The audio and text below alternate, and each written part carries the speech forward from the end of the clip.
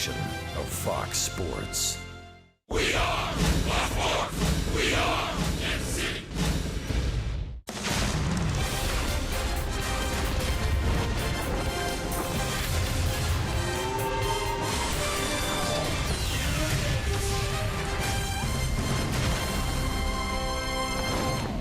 The beach and the ballpark, two great places to be in Southern California. And the Kansas City Royals are at the Big A tonight to take on the Los Angeles Angels of Anaheim. Hi, everybody. I'm Steve Physiak. This is Rex Hudler, and the Royals are red hot. They have won 4 straight games, and the red hot third baseman, Mike Moustakas, told me we're finally getting back to team baseball. Could you talk about that, Hud? I would love to, Fizz, because they're recognizing their championship DNA. They're all pulling on the same end of the rope. Hey, look at this 4-game winning streak. It's been impressive what they're doing. They're playing championship ball. The team's hitting, like they're hitting with power. They're hitting the ball where it's pitched. It's been great to see. Ned has a lineup that's formulated with some young players at the top that are hot, and Merrifield, Bonifacio, and Moose is driving them home. The team ERA looks good too. Vargas is the ace so far this year, but continue that road and continue the ascension back to 500. And as hot as they have been offensively, tonight's top story has to be Matt Strahm, the left-hander, who will make his first major league start. Looking forward to seeing holy moly Stromboli. You kidding me? He's been waiting for this opportunity at the big leagues. Now he's getting his major league debut. Hope his nerves don't get the best of him. He's got 3 pitches. He's going to have to use them all to get through this lineup at least 3 times. I think that would make everybody happy. Hope he does well. Yeah, he had a rough time at the beginning, but you see the numbers since the recall, 1.74 ERA. The Royals hope to keep the streak going, make it 5 in a row for the first time since last August. First pitch is next.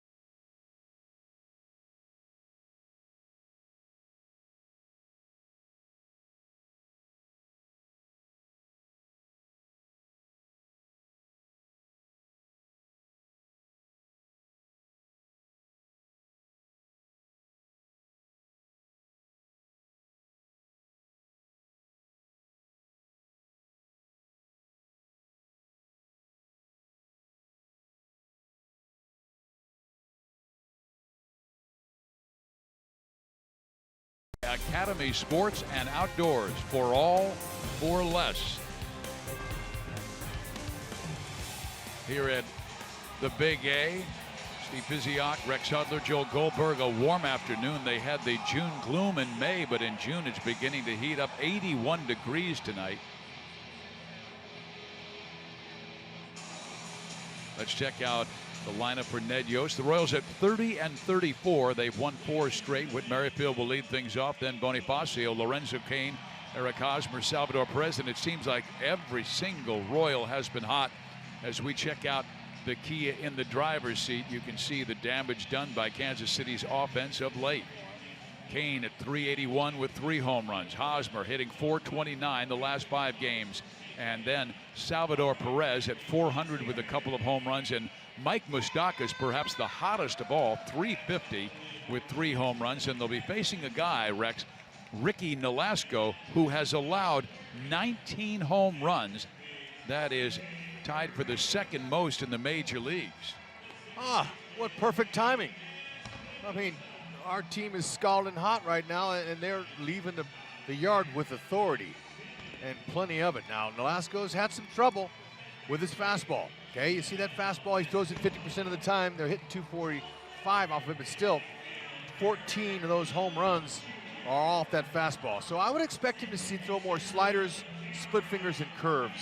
Just be a heads up, because he knows the Royals love to turn and burn on the heater. And it's at 90 miles an hour. Perfect hitting speed.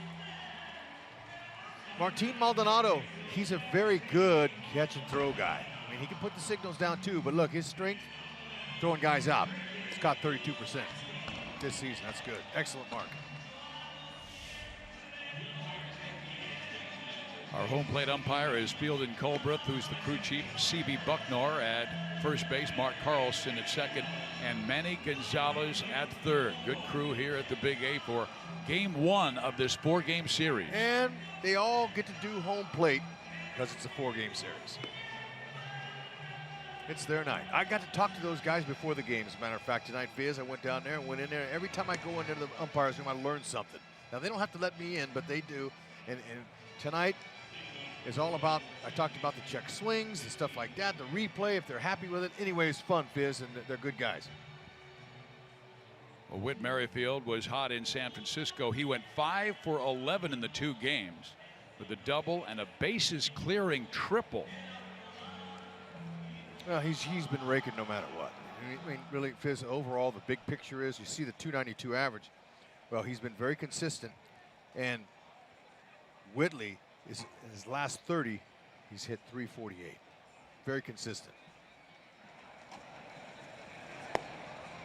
Velasco is able to get strike 1 across.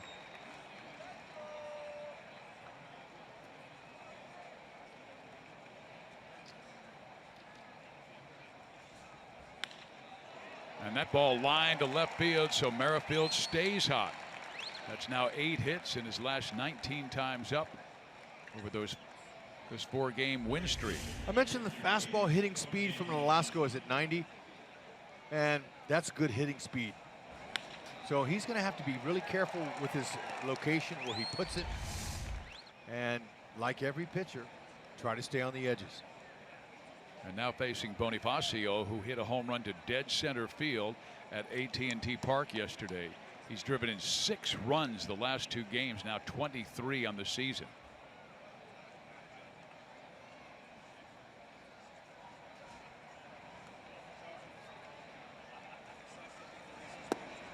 Velasco, he didn't use a slide step, and we'll show you Bonifacio right here. That hit up the middle right there, we played it, got the Royals on the board. That was very nice. But this one was special. That ball, he stayed underneath it, got backspin, dead center. And that is our Kubota power stat. 6 RBIs the last 2 games, and he had 3 in each of the last 2, a career high, obviously, in game 1 at San Francisco, and then matched it very quickly yesterday. The Royals went from 1 down to 1 up after Merrifield reached on the single, and then Bonifacio deposited that home run to center field in the 3rd inning.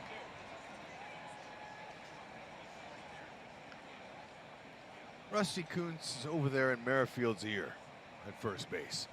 And he's telling him the time that it took for Nolasco to break his hands and to get the ball home. And he might rip him off. 7 for 8. Ooh. And Martin Maldonado has been an excellent catch and throw guy this year. Yep, talked about that. But still, you steal it off the pitcher.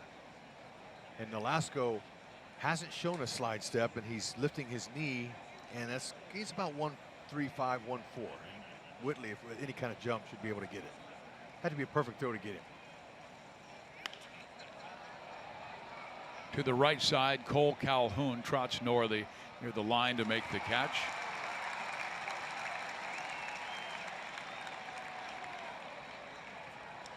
Center fielder, number 6, Lorenzo Cain. So now Lorenzo Cain, and we showed you that stat where how hot Lorenzo has been. I mean, he has belted 5 home runs in this month alone. And you know, when you get in a little groove, your eyes tell your hands exactly where to go to that baseball. You start hitting them. Your muscle memory remembers the home run pitch and the swing. You know, I remember a quote from Ned Yost during April when they went 7-16, and he said, you know, we have a history of going into a slump as a team all at the same time, not 1 or 2 or 3 guys, but the whole team. And he said we also have the ability to get hot all at the same time, and perhaps we're seeing that, averaging almost 9 runs per game during this win streak. Perfect baseball weather. Boy, is it ever.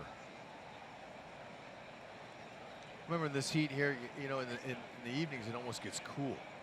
And for some players, they like to play in the heat. But there's a marine layer that'll set in at nighttime that kind of helps. It's a heavy air. All the ballparks experience it on the West Coast because the parks are so close to the ocean, and it's hard to hit homers. But daytime, you can swing away if the ball flies out of these ballparks. Cain to right field again. Calhoun dropping back. Witt bluffs a move from first base but holds there, and Cain is out number 2. First baseman, number 35, And now Eric Hosmer, 315 average, 7 home runs, and he is just 2 RBIs shy of hitting the 500 mark in his Kansas City career. And even though he's been getting a lot of his hits to left field and up the middle, the Angels defensively will play him to pull more dramatically than we saw both San Diego or San Francisco. The shortstop Simmons almost directly behind second base.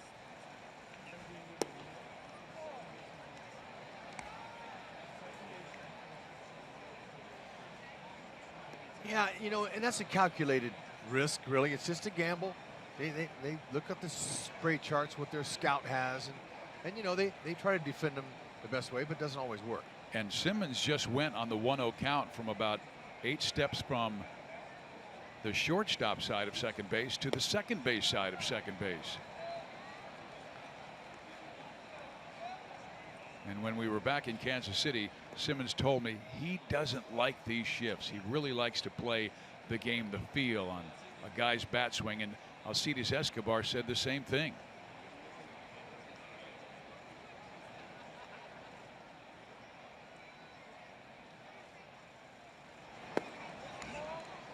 Off the plate, and a 3-0 count to Hosmer, who has walked 20 times this year. Hey, now, looking at those numbers right there, that deserves a green light on 3-0. Yeah, we saw several green light swings on 3-0 count in San Francisco.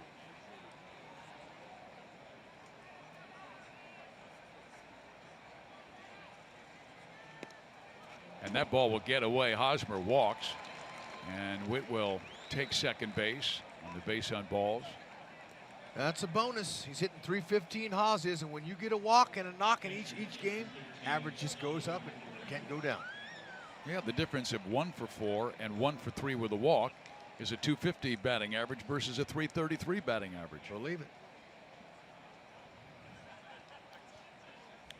Salvi back in there, had yesterday off. Drew Butera got the start, contributed a couple of hits in the Royals' victory.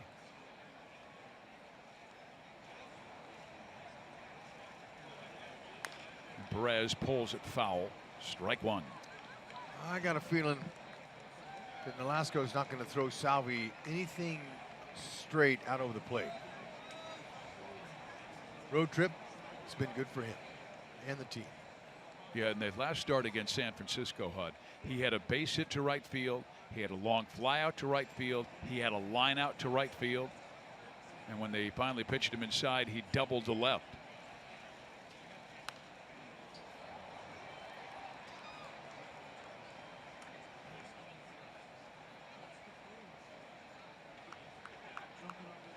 Okay, there's his career numbers against Nolasco aren't too shabby either. 0-2. Nolasco likes to go to the split finger.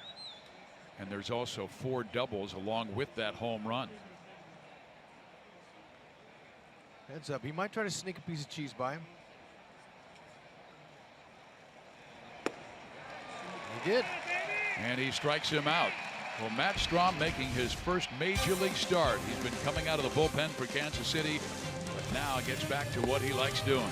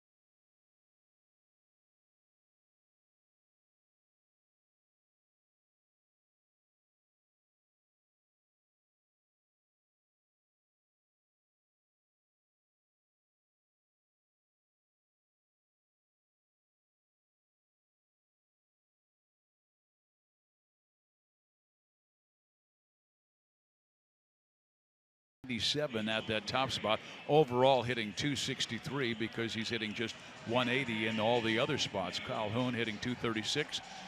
Pujols hitting .236 with 10 home runs. But they have been running a lot.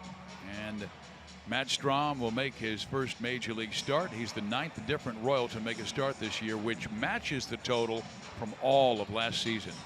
Okay, this season out of the bullpen, that ERA has been on the downswing ever since his first stints out there. His first games, he wasn't that good. He missed in the middle a little bit, so it got inflated. But now, look at the opponents hitting this 178. Be interesting to see how he can develop and bring that changeup in, hoping that he can see the Royals line up 3 times through. I think Dave would be pretty pleased with that.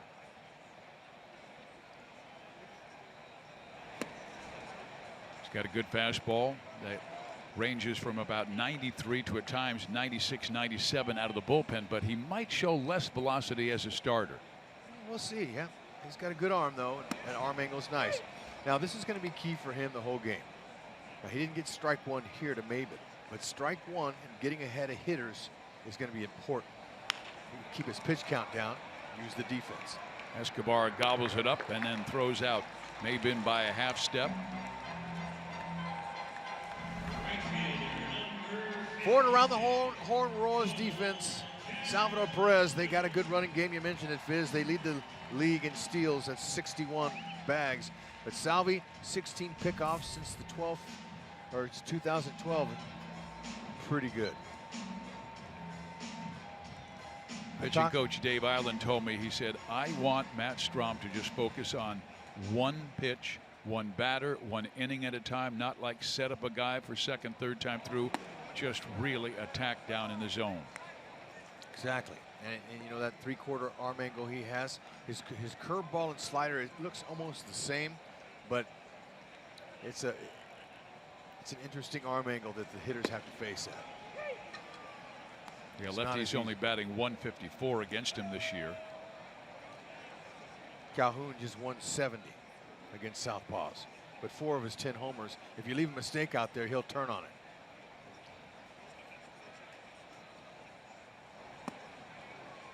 Tried to get that slider across, but it stayed up. Anyway, early countouts will be important for him so he can stay in the game longer. Yeah, he last pitched on Friday at San Diego out of the bullpen, 2 innings, 49 pitches, and that was a career high, and then gets a strike across at 95 miles an hour. I like his tempo. I like his rhythm so far starting. Doesn't look nervous. Needs to get through this first inning first in case there is any jitters. See him moving back and forth like that. That's a way to keep his rhythm. And that's down the left field line for a base hit. Gordon gets to it quickly, holds Calhoun to 1. Now he's off and running because Gordo bobbled the baseball in left field.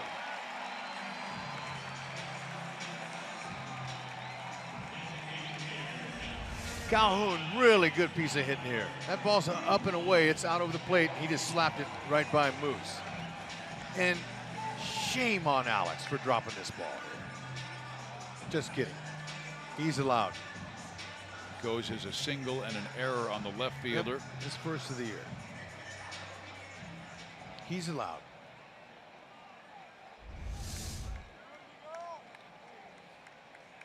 Now Albert Pujols. His batting average might be down, but his productivity is right there with 10 home runs and 45 driven in this year. And he is hitting 277 with a runner in scoring position. Power numbers look good. A flare to right field. That'll drop for a hit. Calhoun will come around and score, and the Angels take the 1-0 lead.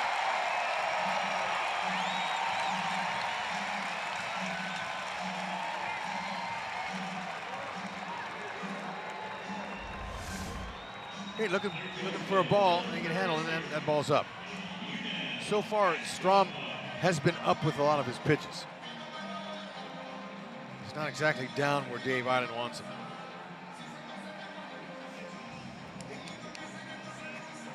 Now, if that ball is down 3 inches, 4 inches, he hits a ground ball there. But because it's up, he's able to fight it off and put it out there in right field.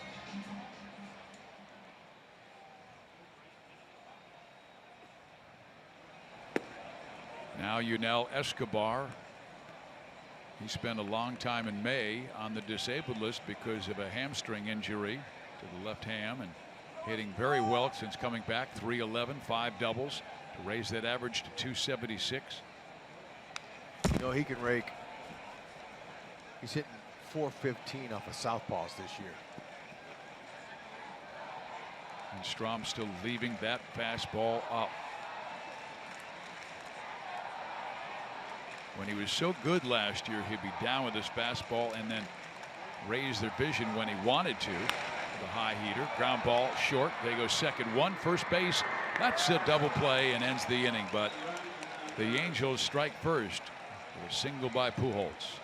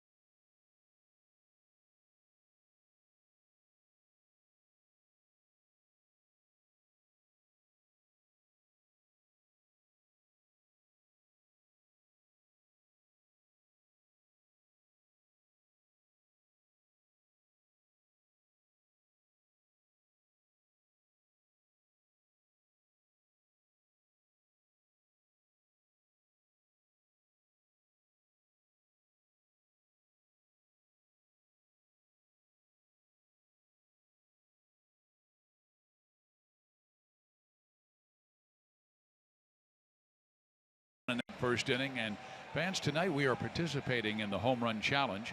Every home run and strikeout in this game raises money for prostate cancer research. Since June 1st, over $3.3 million has been raised in the challenge. You can make a pledge by going to homerunchallenge.org. Well, here is Mike Moustakas, who's been known to deliver a few into the drink. And yesterday, he hit one into the McCovey Cove. It was his 18th home run of the year. He's tied for third in the American League, behind Judge with 22 and Logan Morrison of Tampa Bay with 19. And we told you Arroyo has allowed the most home runs in the big leagues, then Nolasco and John Lackey. That's our Academy leaderboard. I was having a nice conversation with Moose, and he said, well, I remember my first home run came in this ballpark against Joel Pinheiro. But he said, the biggest home run I ever hit in my major league career came in Game 1 of the American League Division Series. In extra innings to give the Royals the lead, and with the Royals bullpen, they weren't losing.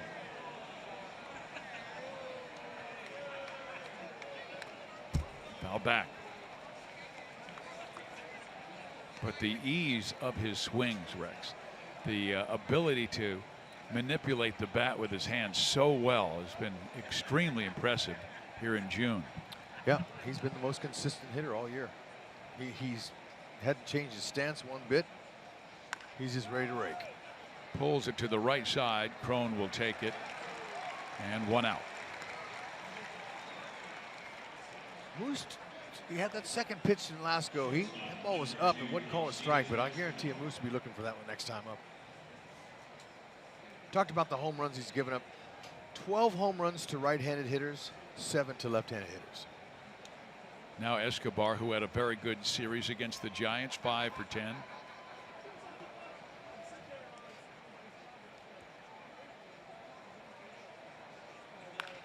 And there's a shot to left field. So a one-out base hit for Escobar. He stays hot.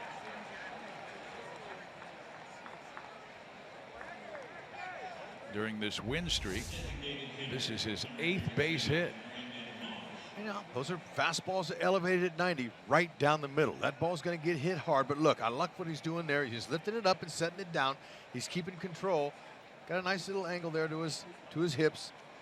Good follow through. Base hit.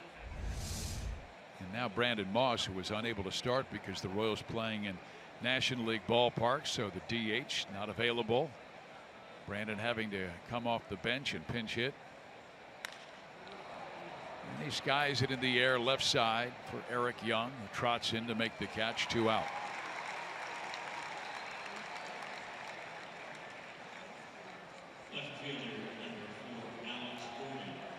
Here's Alex Gordon.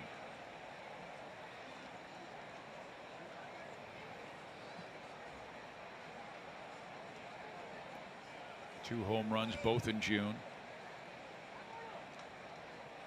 Nolasco coming off a very good start, even though his team lost at Houston 3-1. Pitched very well, giving up just 2 runs in 7 innings. No walks, 2 strikeouts. But you know what, though? You look at how many losses, wins or losses a guy gets. I look down to see what kind of run supports he gets. And Nolasco, he's not getting much at all.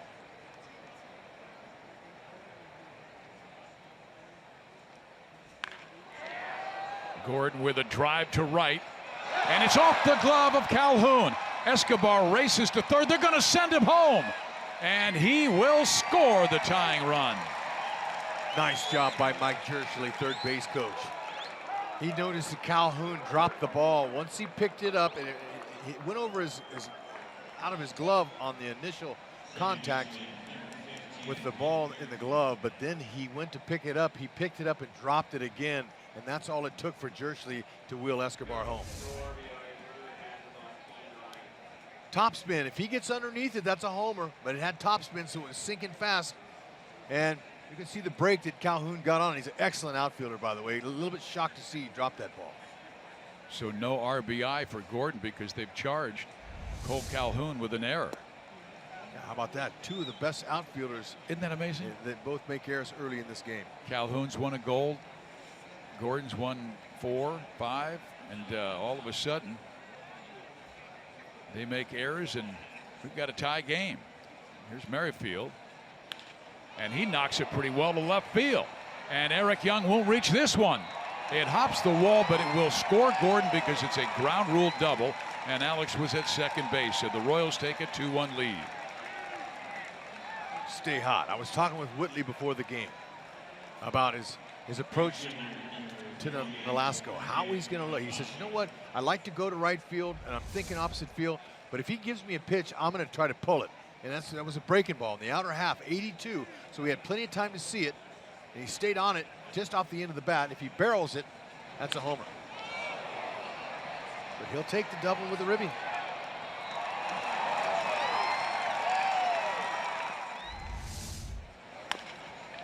A chopper to short. Simmons has it, and he throws out Bonifacio, but the Royals take the lead.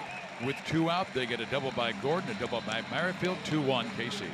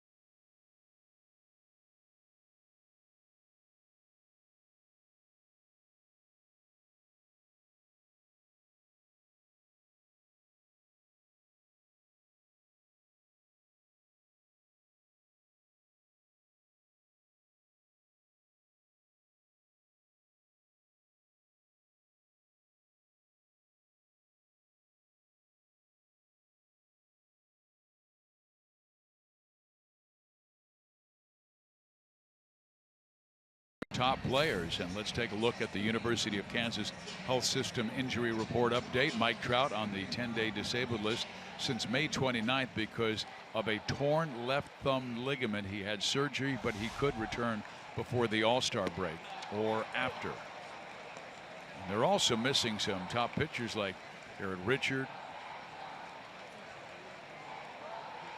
They've got, I think, 6 pitchers on the 60-day disabled list. Yep, starters and relievers. They had some issues with starting pitching. Scioscia, a great catcher in his day, knows all about that pitching game, how important it is.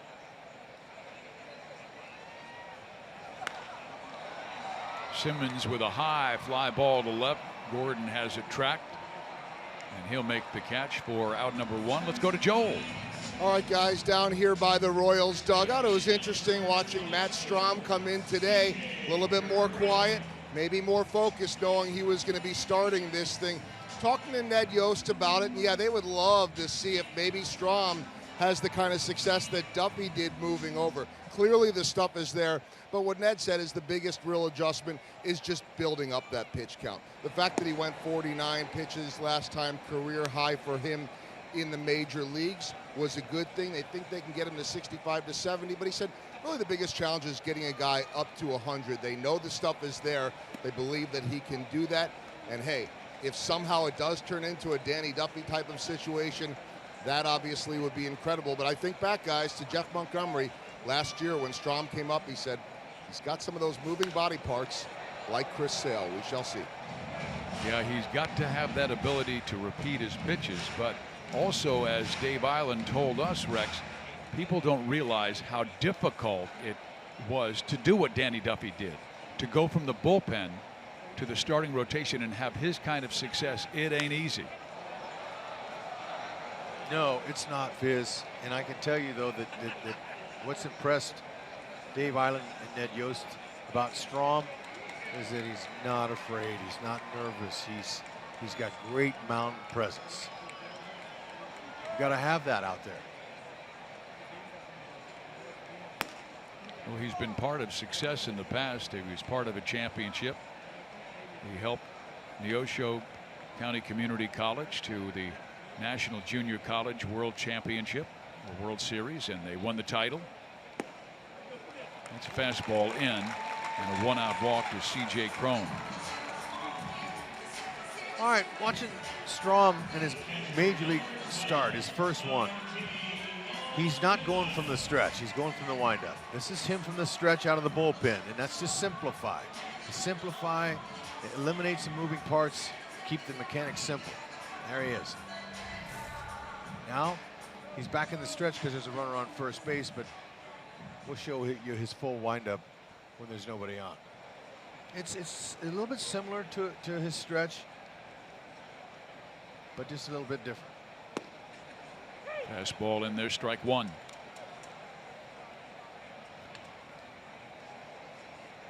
Maldonado has been a good hitter for the Angels this year. 46 hits, that's second most by a catcher. To, of course, the Royals' Salvador Perez. It's been a pleasant surprise. Yeah, with Milwaukee last year in the National League, he only hit .202. And Soch loves his defense. There's your leading vote getter for the All-Star game. Salvi wants him to shake. And then he throws a nice bender in there for strike two. Slurve, you can call it a slurve. That's a combination slider, curve. That's what they say in the business, a little slurvy breaking ball.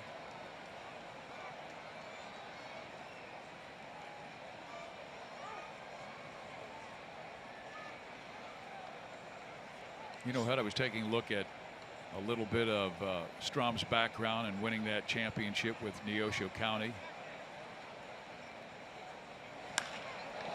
Hit in the air pretty well. Bonifacio at the track will pull it down for out number two.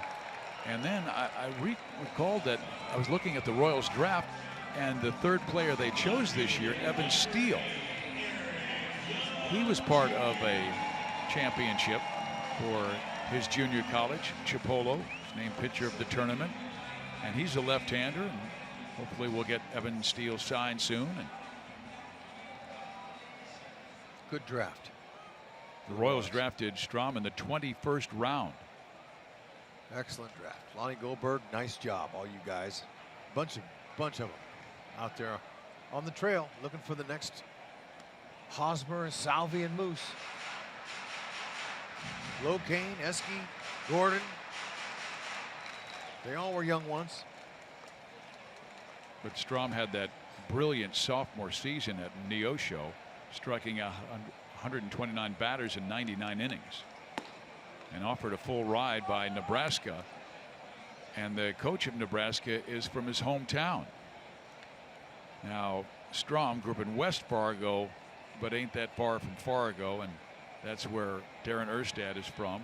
He grew up in Jamestown and then moved to Fargo. Did you just say ain't? Sorry about Wow, that. you've been working with me all week, and I'm rubbing off on you. Exactly. I've never heard you say that.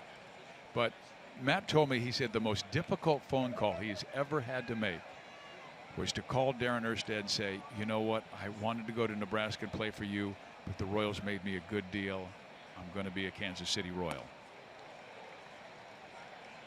Well, Ersty, the class act that he is, probably wished him well. Yep, he did. Said, hey, look, good luck, young man.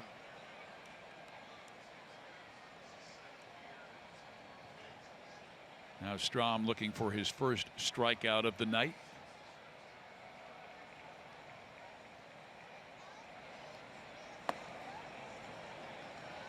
So teased Young up. When it comes to the running game, you know, we talked about the Angels with their speed, overall team speed. There's about 3 guys really that you got to keep an eye on.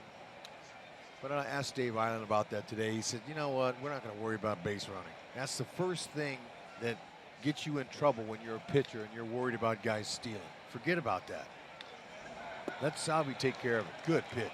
Boy, it sure was. Good fastball, late life, inside corner, and he does get his first strikeout. The Royals lead 2-1 going to number 3.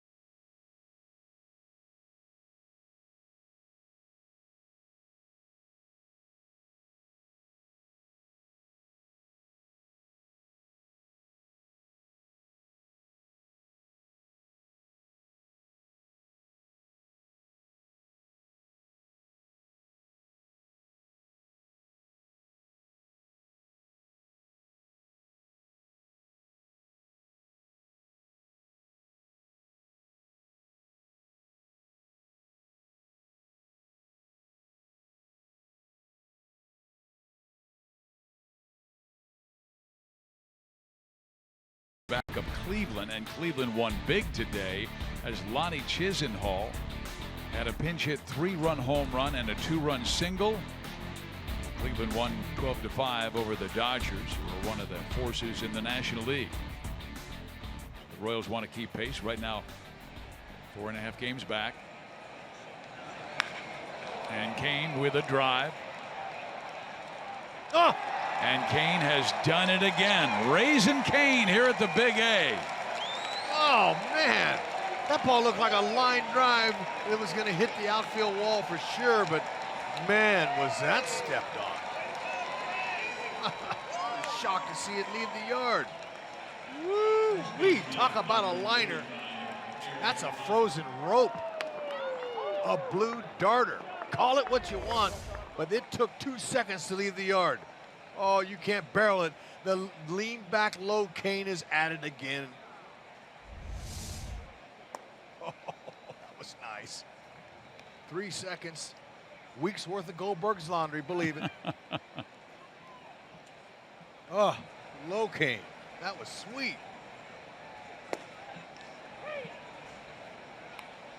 He has had a heck of a road trip. It's like he pulled out 2-iron right there. Kept it low. Ground ball to the right side. Fielded by the second baseman, and Espinosa throws out Haas. Royals, though, have a 3-1 lead. He had that 5 RBI game with a grand slam in San Diego. Busted one yesterday and then just belted another. Well, the 2017 Major League Baseball All-Star Game ballot is here. Head to Royals.com/vote to choose your hashtag All-Star Game worthy stars and send them to the All-Star Game on July 11th in Miami. Vote at Royals.com. Salvi pulls it to third. And he is out number 2. Third baseman, number 8,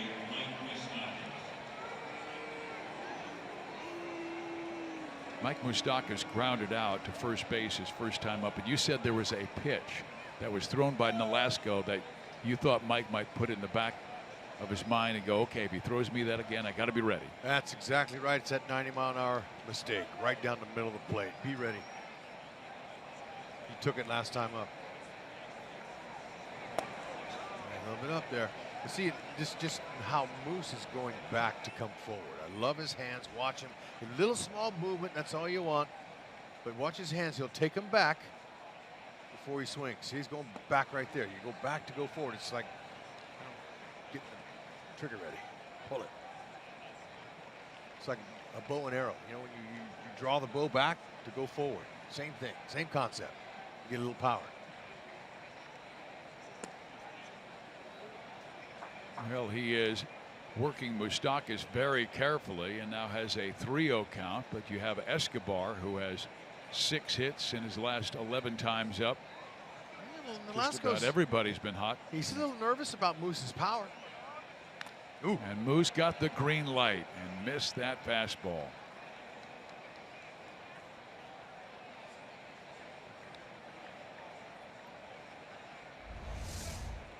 Somebody got the foul tip. Let's see if it was Maldonado. Yep. That'll ring your bell. Sure will. And those helmets are not as forgiving as the old-fashioned ones. There's a walk, but it has to do with the aluminum versus the metal. The metal had give.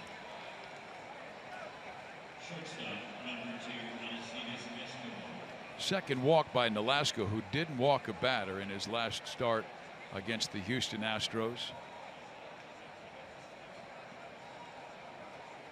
Esky with a solid single to left his first time up, and then came around to score with 2 out on Gordon's double.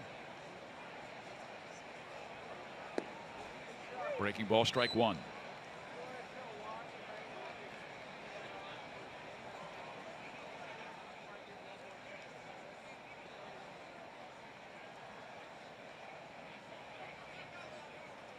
Nolasco currently riding a career-long tying 5-game losing streak. He also lost 5 in a row back in 2012.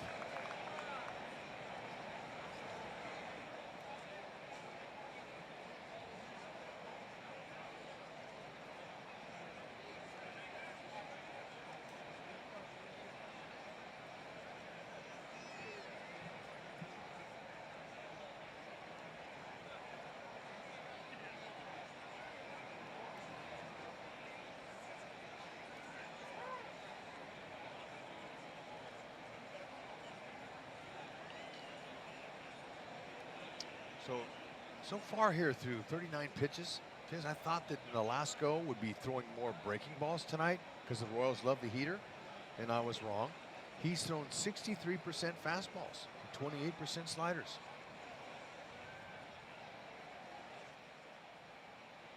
He's going to get hurt. And Escobar will hurt him down the left field line, and that unfortunately is a ground rule double. Because if it bangs off that short wall and comes back, Moustakas would have had a chance to score. Instead, he has to go back to third base. And Escobar will be at second base. He's now 2 for 2.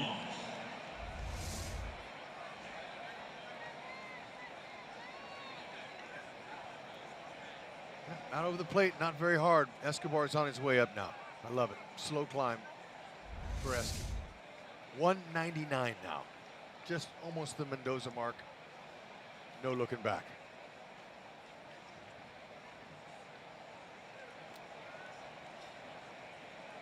So now Brandon Moss, who popped up to left field his first time up. And he swung at the first pitch. He was looking to ambush him.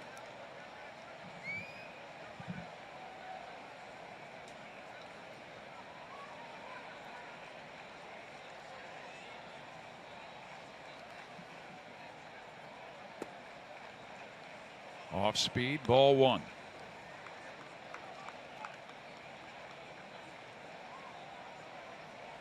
Nolasco grew up in Southern California, went to Rialto High School, about 50 miles from Angel Stadium. He and his family were Dodger fans, though.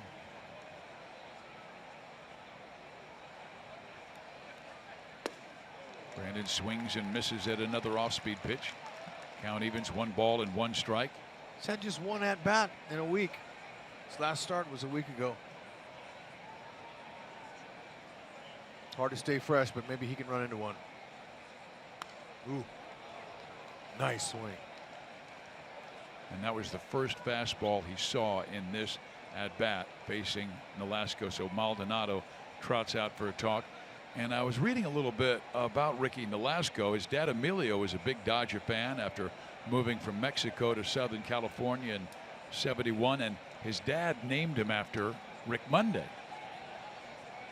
Family called him Ricky, and he remembers being in attendance when Kevin Gross threw a no-hitter for the Dodgers, and he said the catcher that day was my now manager, Mike Scioscia. Here's the 1-2 pitch. And it's off speed, swung on and missed, so Moss strikes out, but Kane goes deep.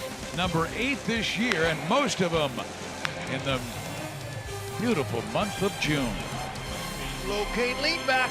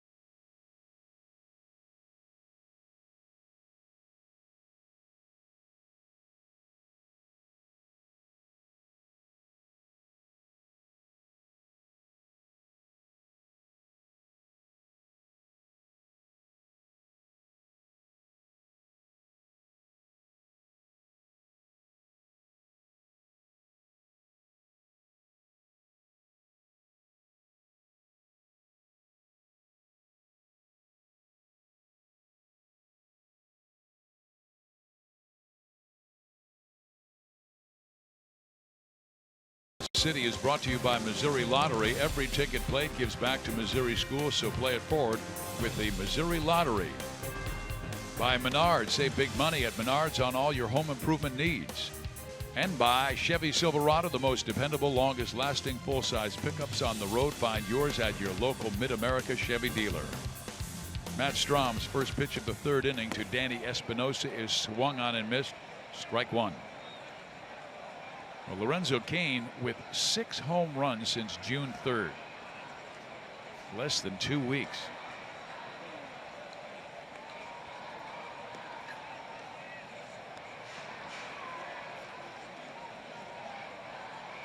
Espinosa grew up just down the street, Santa Ana. Grew up an Angel fan. Now 30 years of age. He's all or nothing. 166 average. 6 home runs, a lot of strikeouts, 73 already. Well, you can tell, I mean, he does not care about a lousy single. He loads up that lower half, flamingo leg kick. He picks it up way high. And then if you're not coming down at the right time and getting that foot on the ground, it's a timing issue. You're having problems. Watch it. Look at, he winds up way out there. Yeah, you can see Salvi directing Matt, keep it up, because he's chasing that high fastball.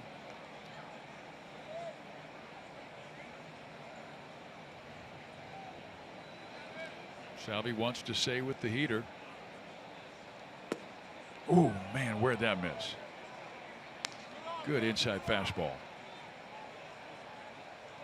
He had a big home run year for Washington last year, so he can hit some homers, but he really winds up. Almost looks like he's playing slow pitch softball, doesn't it? Check it out. He does. Eske's able to handle it and throw him out, but boy, was that a hot smash that Escobar had to kind of turn himself into a pillow to smother it. Took a bad hop on him. Watch this. Whoop. Came up. Good soft hands. Easier to start low and come up than it is to start high. See that? Look at that. Took him off his feet. Good hands, though.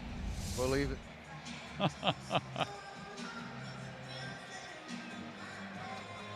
Loves to play, this guy. And, you know, you get a ball hit at you at 113 miles an hour, and it takes a hop like that. Ooh. That really makes you a little nervous, Fizz. Kind of like the shot that Peter Moylan took yesterday. Well, you're right. Anywhere in that midsection could really be painful.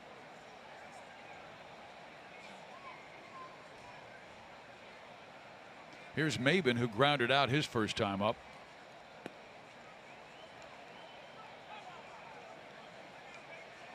Right now at 38 pitches, and Dave Island said he'd like to see him go 65.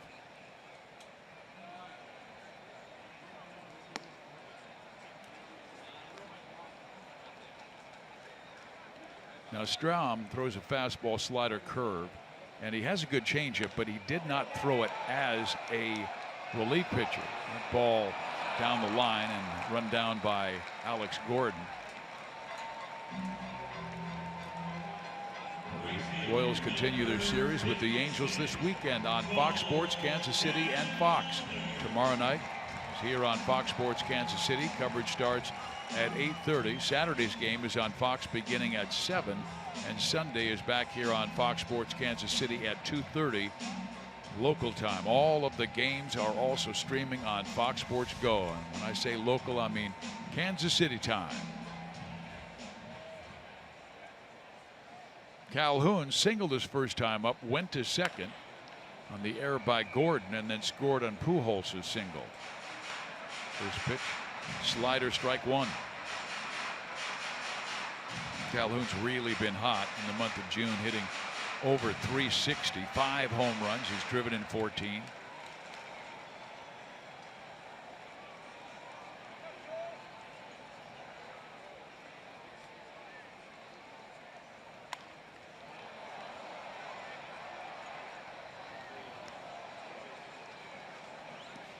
Now he threw him a fastball away that he singled on. Would you stay with the breaking ball? No, because that breaking ball sometimes can be slow. And I told you, this young man doesn't hit for a high average, Calhoun, against lefties, but he has 4 out of his 10 homers on mistakes that are breaking balls. And he did throw him the breaking ball, and it's singled to center field.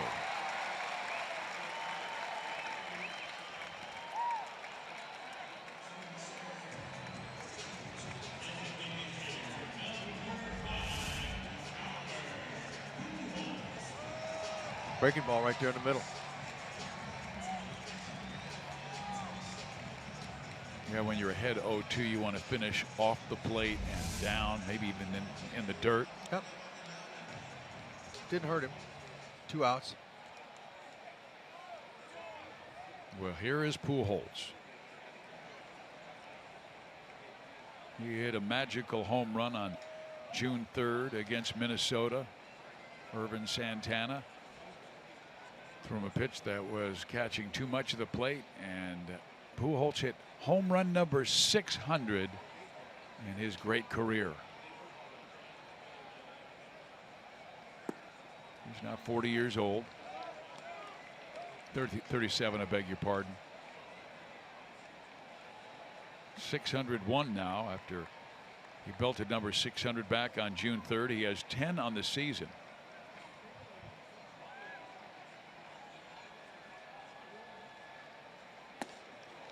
High heat at 93. It's a good place to stay on him.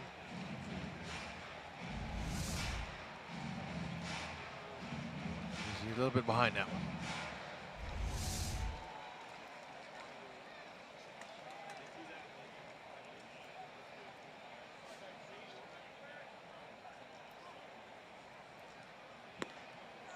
Just off the plate. 2-1. Excellent spot there.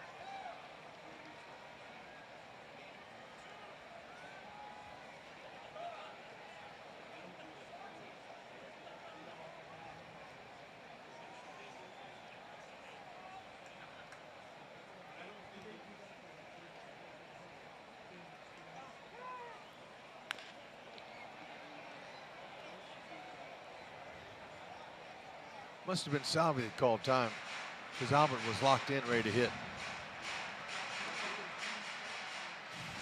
Colbreth, umpire, watch it. He calls time, and Albert was ready. So he got a practice pitch. That's not he fair. He did. He got a. That's a. He gets a rebate now. Very nice. He would like to have the strike though.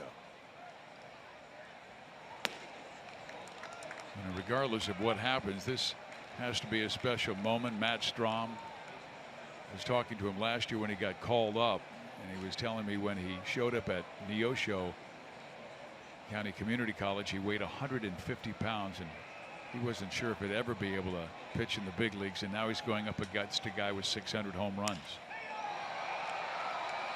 Keep an eye on. And he's going to get him out. Kane trots in, says he has it. He does, and Matt Strom gets Albert Pujols out. When we come back, we'll see Gordo.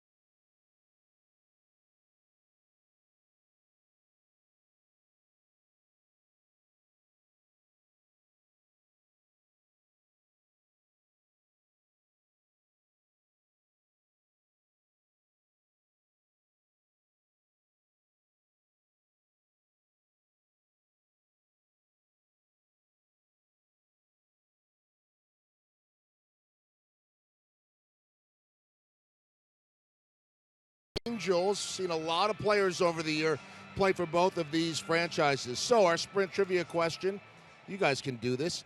Name the 4 players to have 20 home run seasons, 20 or more homers in a season for each of these franchises. So I had to have at least 20 for the Royals and at least 20 for the Angels. 4 different players did it. Hud, I'm not giving you any hints tonight. And Fizz, you can't say let the fans go because you already had bad English tonight when you said ain't. So let's get at it. Come on. Thanks for calling him out, Joe. No, you did that. Yeah, no. Hey, mark Chili Davis down there right now before we guess anybody. Okay? Ding, ding, ding, ding, ding. Thank you. Do you know what Dizzy Dean said? He didn't. It wasn't him. No, Dizzy Dean said a lot of people who ain't saying ain't eating. That's right. Ain't working either. 3-1 Kansas City. And Alex Gordon, the batter, he doubled, scored. How about Gary Gaetti?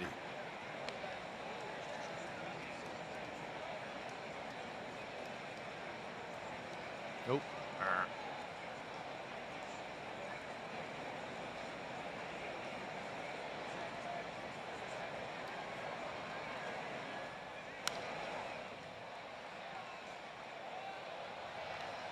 Well, that first hit Alex had tonight, he just missed on a homer. He got the top half of the ball by a quarter of an inch. If he gets under that, he'd have been trotting.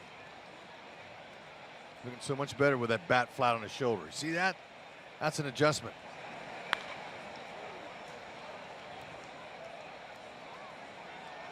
Take a look at the swing. Second inning, first AB, look, a beautiful swing. And whenever he throws that bat down like that, you know that's solid contact. A little bit shocked Calhoun couldn't keep it in his glove, but Alex, he deserved that. Now he made an error and allowed Escobar to score. But Alex has hit so many atom balls early in this season that were caught, and he deserves that hit right there off his glove. Things are starting to turn for him. Hey, one guy we should know is a dear friend of ours because he came up as a rookie when we were with the Angels, and we saw him help the Royals. Get up. There's a drive, deep center field, and it is gone. A home run for Gordon, and the Royals lead it 4-1.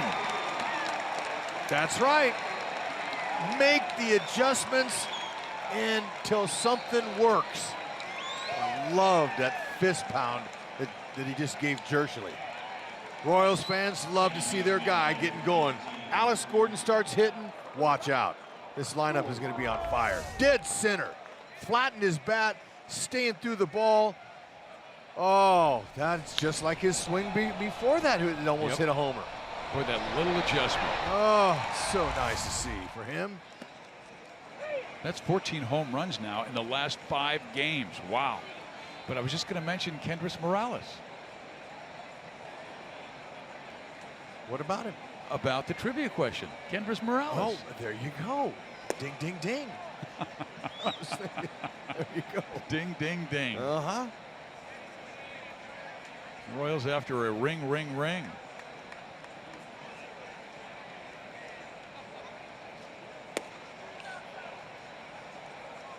Merrifield is 2 for 2 with a single and a double.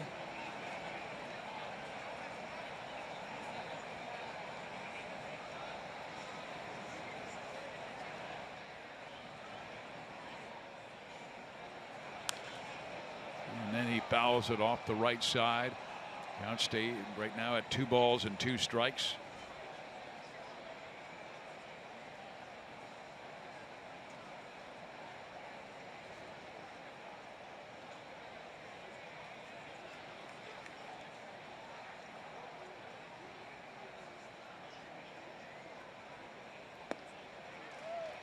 Good breaking ball, and he strikes out Witt. So 1 down for Nolasco here in the 4th inning. And fans, you can get closer to the action at the K with the Royals Memories program. Choose between a variety of unique opportunities such as photo on the field, watching batting practice, and delivering the game ball. All experiences are available for purchase each game exclusively through the MLB.com Ballpark app. Download the Ballpark app, pick upgrades, and select a once-in-a-lifetime experience you'll cherish forever. Bonifacio grounds out, and 2 gone here in the 4th. Center fielder, number 6, Lorenzo King.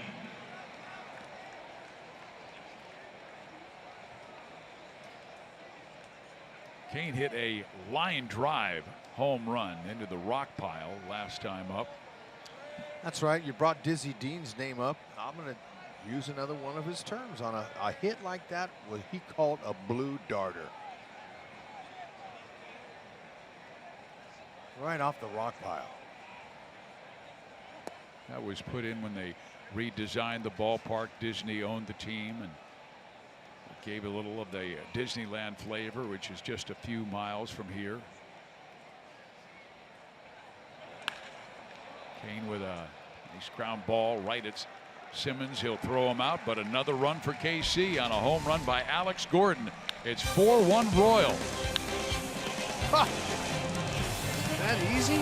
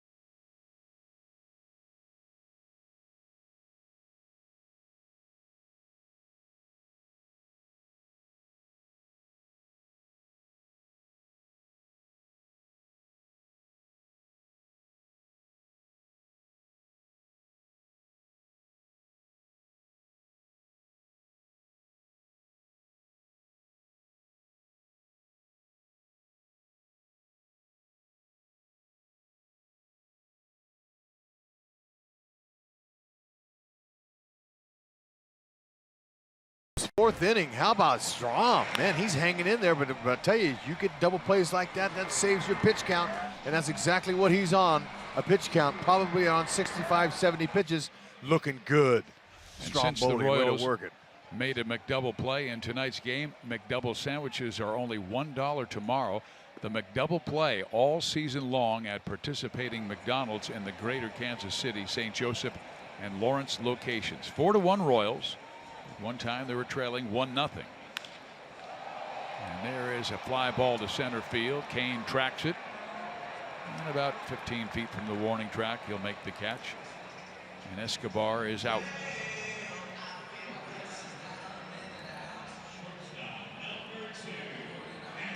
So that's a new career high for him with 50 pitches thrown. He needed 49 pitches in his last outing and only went 2 innings because he walked 3, had a lot of foul offs.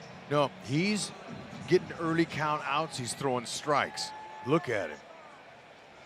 Go after him. He's got confidence and he's got poise. Now there he is from the windup. Just a small step back, and then he's back into his delivery. So it's not like he's going with his hands over his head and has long movements like that to throw him off of his mechanics. He's able to do just fine with that little step. And when nobody's on, he's throwing the pitch within 15 seconds. I like his tempo. He's keeping the game moving. That's important.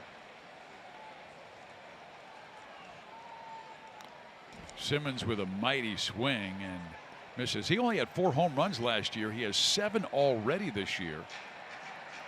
That one knee homer last night he hit that was impressive. Fine athlete, great hands, super shortstop. He's a Platinum Glove winner from the National League in Atlanta.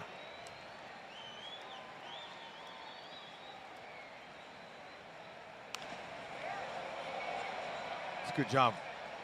I can tell you that with his 3-run lead, that has helped him in his swagger. Strong. He's just out there going, all right, now I don't have to be so fine. If somebody takes me deep, that's okay. Still got the lead. Hopefully he can stay in there and get through the 5th inning and qualify for the W.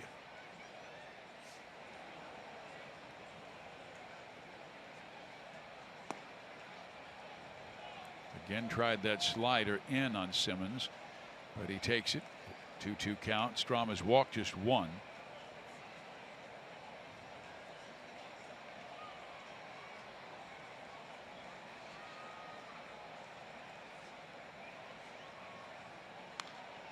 Foul back. Stays 2-2.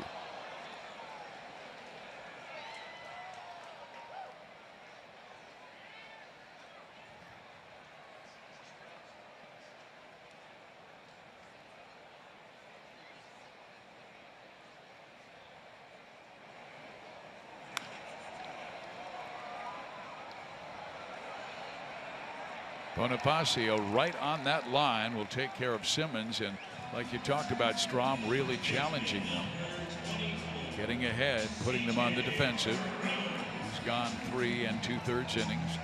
Like Junis did in his last start in San Diego. Fans, RBI Baseball 2017 returns with fast-paced pick-up-and-play Major League Baseball action on consoles and mobile.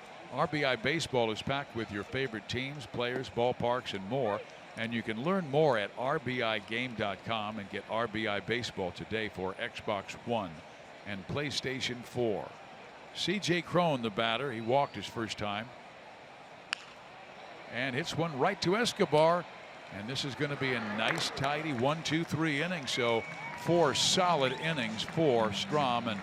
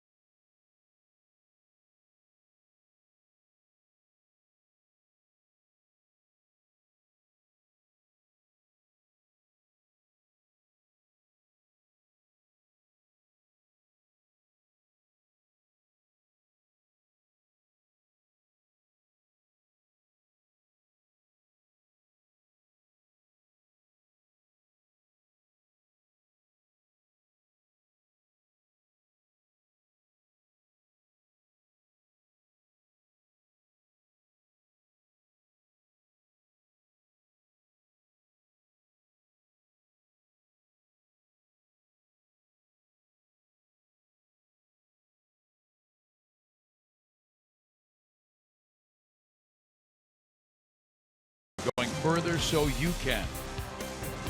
Buy STIHL outdoor power equipment, finding a servicing STIHL dealer at stihldealers.com or search STIHL.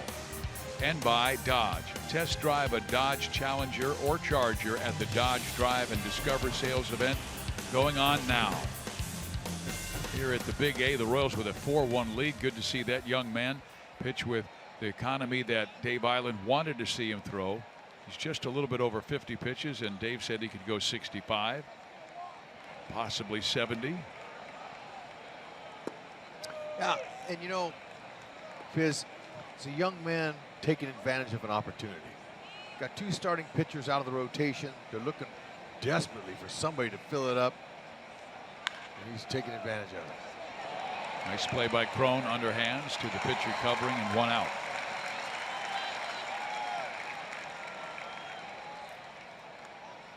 Catcher number 13, Salvador Perez. Perez has struck out and grounded out to third.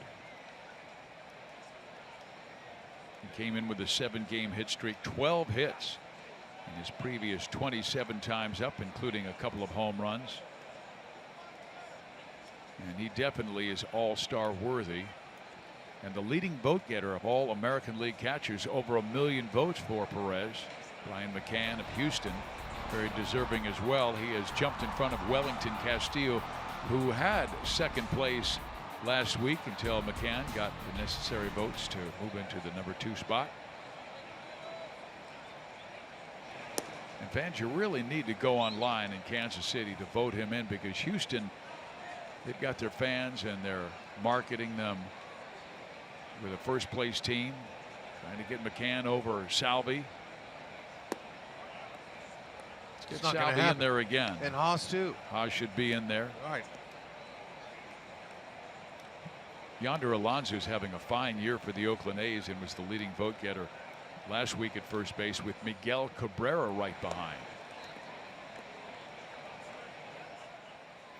He's not the same kind of first baseman Hosmer is. No, but Alonso having a surprising year with 16 home runs and hitting .303. Defense wins you more games than offense does sometimes. What the heck? I'm just saying he is a strong candidate to go as well. And he's, you know, the leading vote getter. Watch out.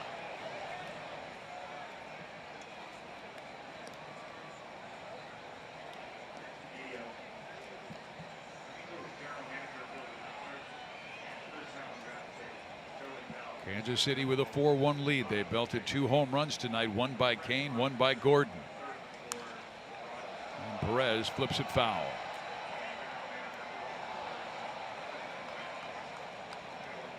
Royals came in here playing a team that had been playing well. The Angels just took 2 of 3 at home versus American League East leading New York, and they have won 6 of their last 9.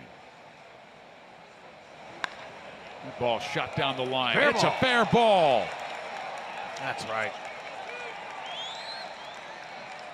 So Perez has a 1-out double, and at first Manny Gonzalez had to leap out of the way, and then as soon as he regained his balance, he motioned fair. 12th double. Breaking ball. Salvi waited to the last minute. It's a good thing because he's just able to get this fair. Right on the chalk. Wasn't sure how it was going to get called. Mike Scioscia wasn't sure either. He came out of the dugout questioning. Oh, he was right in front of Manny. So Salvi now has an 8-game hit streak.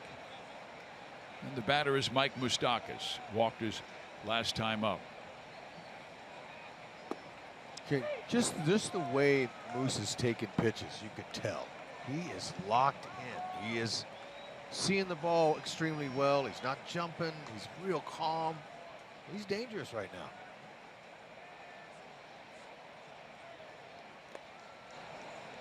He's not swinging in any of the pitcher's pitch. You can tell Nolasco's a little nervous with Moose tonight. He should be. I'm sure he looked down and saw, you know, last 17 games, he's hit 7 home runs. Yeah, I'm going to stay out of his wheelhouse because I've been giving up cookies and gopher balls. Probably saw the highlight yesterday of him Hitting one into McCovey Cove. And then he's able to get a two-seam fastball just on the inside corner for a 1-2 edge. A little bit surprised Moose didn't take a whack at that one.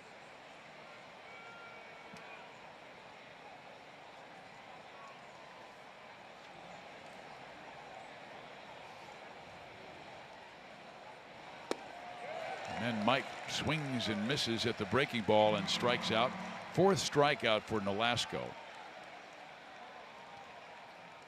Our sprint trivia question was, name the 4 players to hit 20 or more home runs in a single season for both the Royals and the Angels.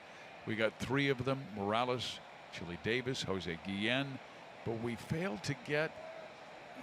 Okay, show it, fellas. Yeah. Willie Mays Aikens. Oh man. Oh. Oh wow. Way to go, Willie.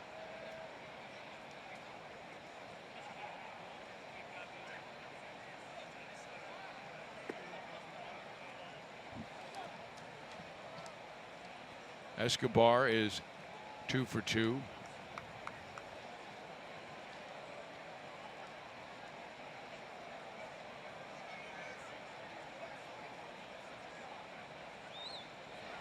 Perez still at second base after he doubled with 1 out.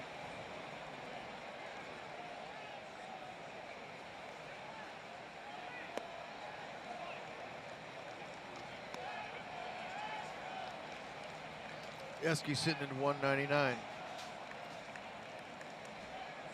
1 more hit.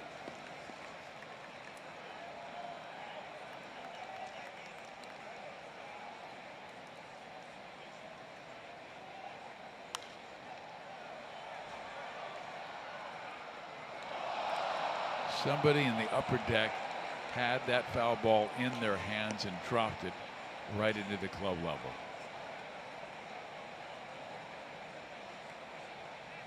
Got to be able to make that play.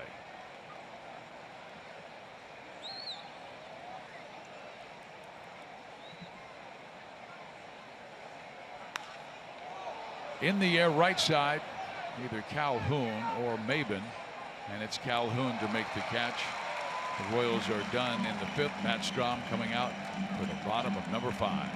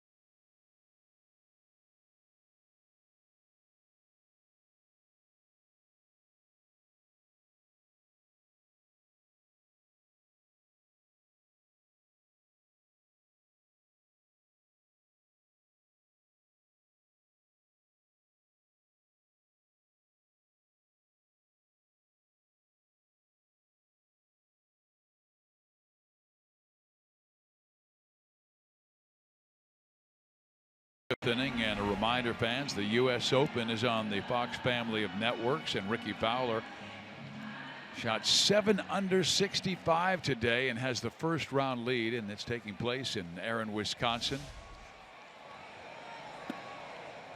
Breaking ball in there. Coverage will be tomorrow on FS1 and then 5 o'clock on Fox.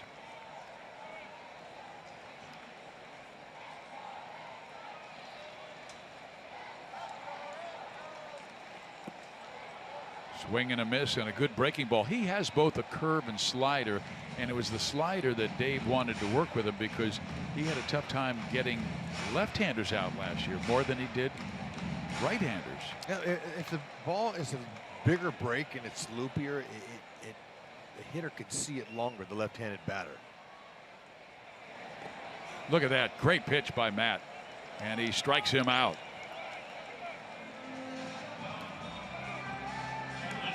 Strom looking very confident. Poised. Tempo's excellent. Strikeout pitch out of the zone. That's exactly where he wants to drop that. Little better bite down. Scott Alexander out in the bullpen out there just in case they need him this inning here. But so far, 62 pitches. Hopefully he can get it through the 5th. And Hud, that was the location he wanted to throw Cole Calhoun on 0-2, right? Yeah. They're not perfect. And when they are perfect, nobody gets a hit. And thus it's called a perfect game. And Moustakas comes over, and Matt just cleared out of his way. Well, Moose said, don't even think about it. I know what Ryan Lefevre's saying. He's going, you know what? Pitchers are athletes too. They can make the play.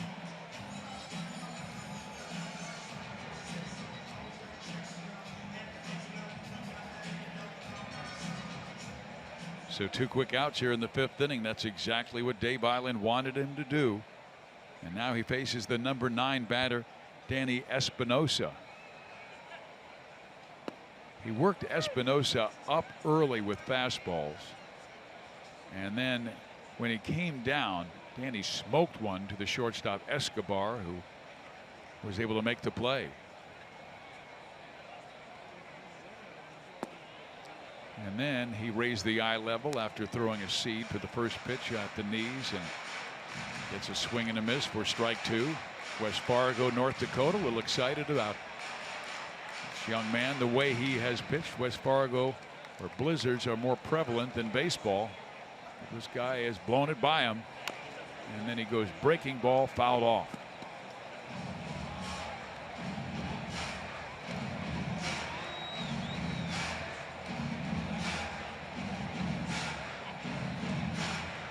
Island said, I'd like to see him go 65. He is throwing 66.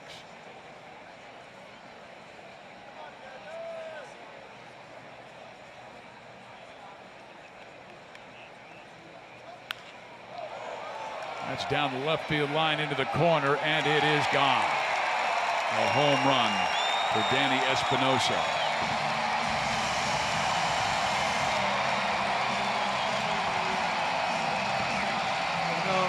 That ball looked like it landed to the left of the foul pole. And I'm wondering if that's not where I want to take another look at that. Yeah, right now he's got his left hand up, and you can see Don Wakamatsu in the background.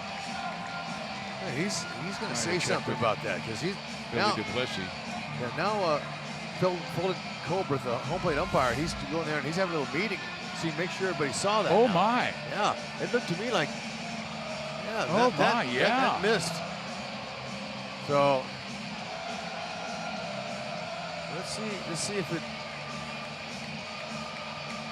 if it hit the pole at all. It looked like it hit a glove and then ricocheted off of the pole. Well, you know what? This is a big call right here.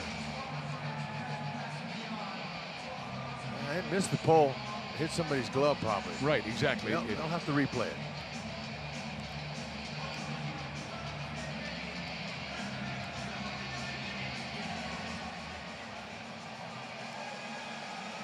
And Espinosa, he's thinking, oh, don't take my homer away. Come on. Yep. I'll tell you, Mike Moustakas immediately looked to the dugout and pointed in.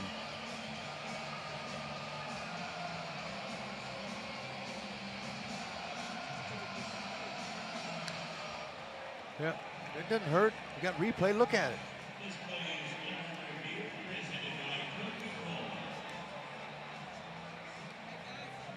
Yeah, at first the umpires conferred among themselves, and now they will call New York. And the whole thing is, can you see the white? Well, you can as see it goes by. You can the see pole. the white fizz, but did it hit the pole? Did it just nick the pole? That's what they're going to look at. Yeah, it's foul ball. How about That's what that? we thought.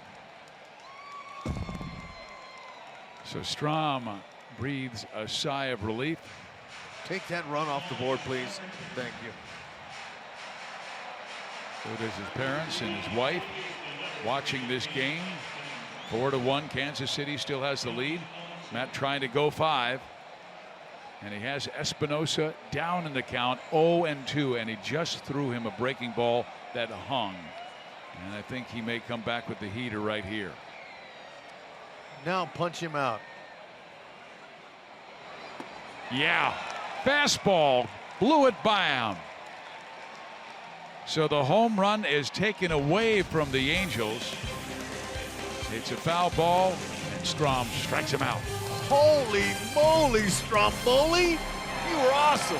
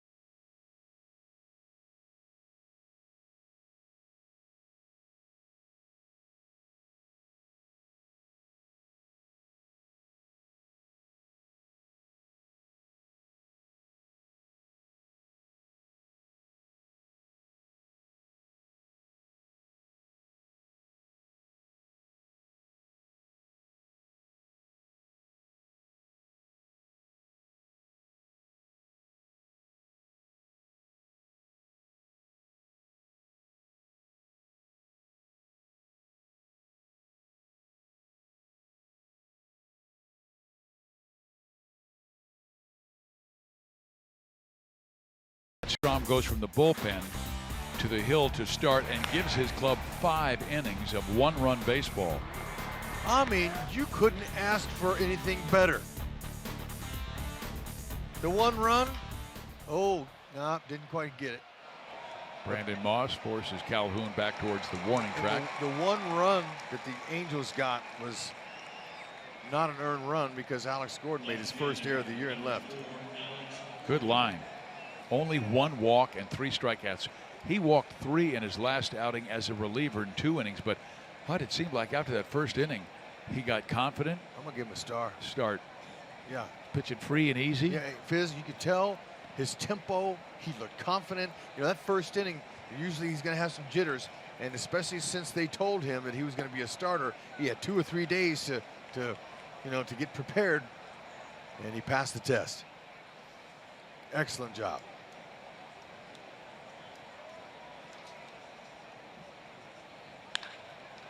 Gordon with another base hit. Alex is 3 for 3. All he needs is a triple for the cycle. Oh, wouldn't that be special? Well, the 6th inning is our Sonic Slam inning, and the way the Royals have been hitting home runs, we better get this in right now. Our contestant is Kathy Rommelfinger from Garnett, Kansas. If the Royals hit a home run out of the park in this inning, Kathy will win $400. But if the Royals hit a grand slam out of the park, Kathy will win $25 grand from Sonic and the Kansas City Royals.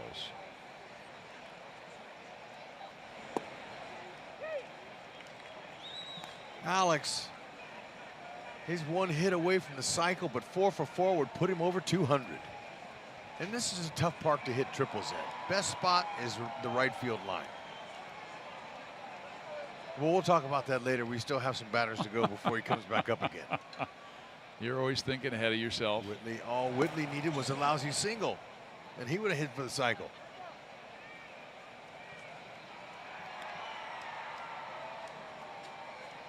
Merrifield had 3 hits yesterday, has 2 tonight with a single and a double.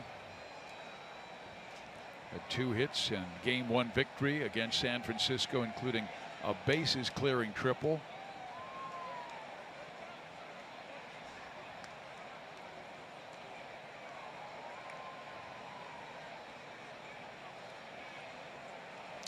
Seem to be a little bit nervous about Alex over there. Thinking he might rip off a bag. He's got 1. He's been caught twice. So if you want to give Merrifield a fastball, go right ahead.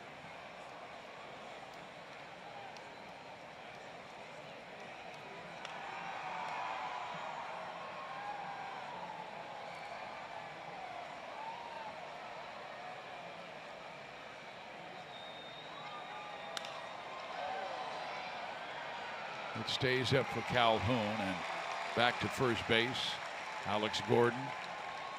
Fans join the Royals and some famous KC natives when celebrities take over the K for the annual Big Slick Celebrity Golf Game, softball game, I beg your pardon. They're probably going to play golf the day before. On June 23rd, 2 teams of celebrities will take the field for a softball game before the Royals take on the Blue Jays, and gates will open at 4:30 with the softball game starting at 5 o'clock. All fans with tickets to the game are welcome to attend. For more information and to purchase tickets, visit Royals.com/BigSlick.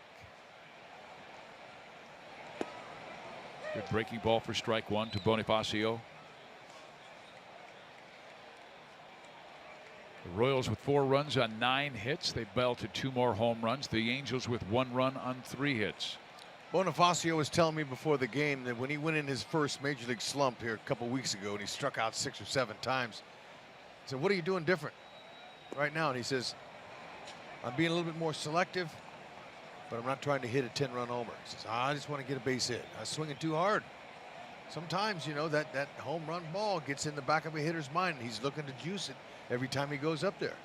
Well, he has 9 now, and he's among the rookie leaders in that department. Well, sure, but you know what? You stay with the singles to the opposite Oh, field. absolutely. Those bring the homers. What if they're swinging for him doesn't? He's looking good. His hands are really short to the ball, man. I'm telling you. Barely strides at all. It's fun to watch him hit.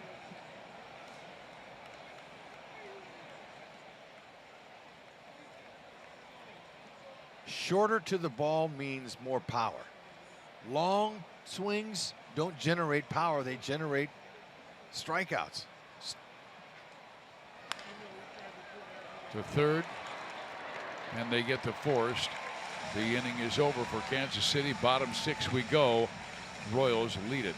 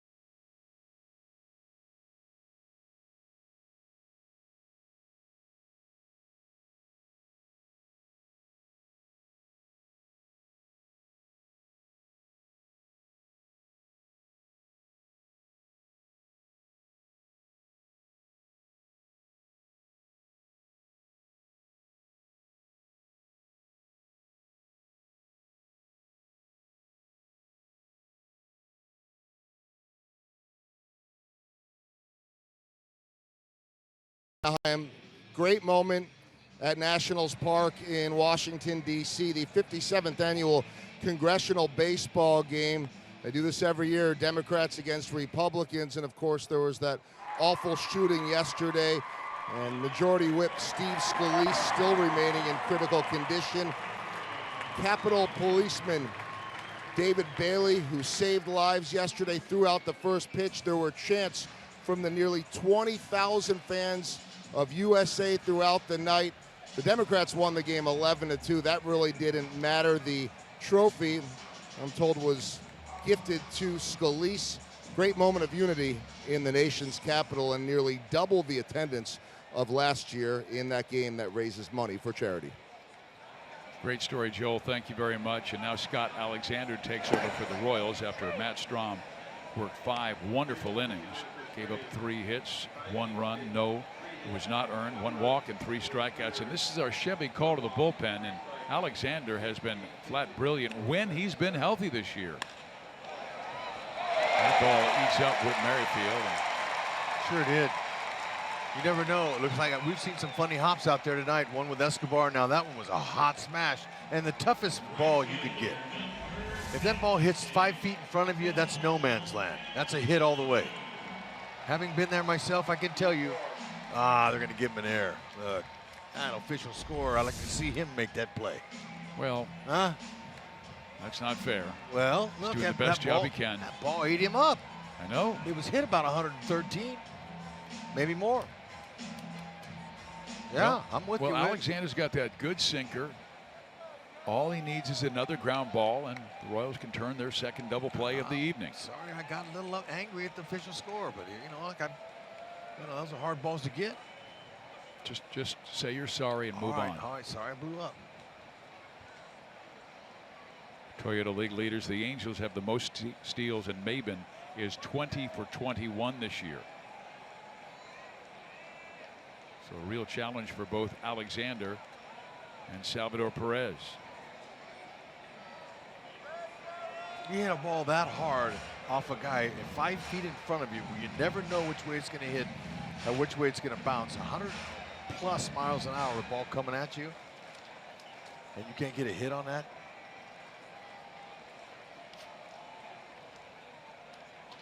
That's what Maben's thinking.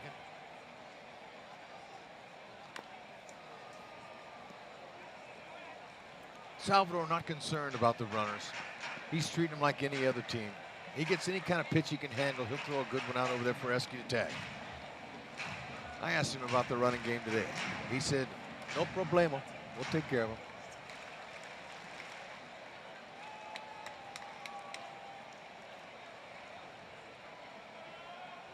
Calhoun has grounded into 5 double plays. And with the meat of the order coming up here, and they're down by 3 runs. Line to Moustakas. Well, Calhoun has had 3 excellent at bats, 2 line singles, and now a line out. Like I said, you got the power guys coming up. You're not going to run into an out if you can. Now Moose, he didn't hit it all that hard, and Maben did a nice job of freezing on the liner.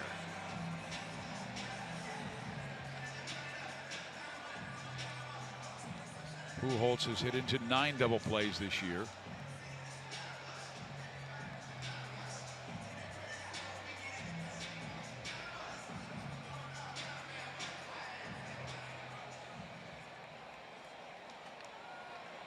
Albert singled in the only run for the Angels back in the first. The Royals rallied for 2 runs in the second, and then had solo home runs in the third and fourth from Kane and Gordon.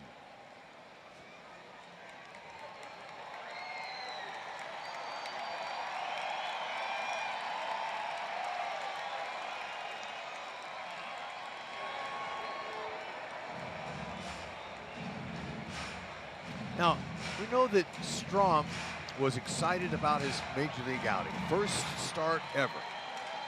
And now Alexander, his feelings and thoughts are, all right, I'm going to hold him right here for my guy Strom. Hold him. Keep the ball down. Do the best you can to throw strikes. Alexander has been unscored upon in 18 of his last 21 outings with the Royals, dating back to last August. Albert's grounded into 9 double plays this year. Ooh, good spot. That's right where he wants to keep it. If Albert swings it, that's a ground ball to Escobar. Perfect pitch, really. Yeah, I really thought it might have caught that outside corner. Yep. You know, when a Hall of Famer's hitting, he's going to get more pitches than the pitcher.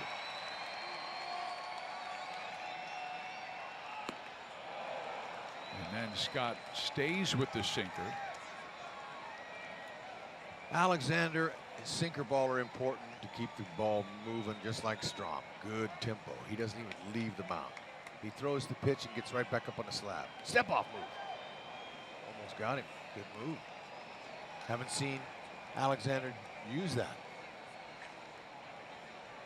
Guy a few booths down, Mark Langston, had one of the best moves of any left-hander I've seen. Better believe that. Alexander looking for his first career pickoff. Just getting one out. Escobar, bare hands, tosses out Pujols to second base is Maben.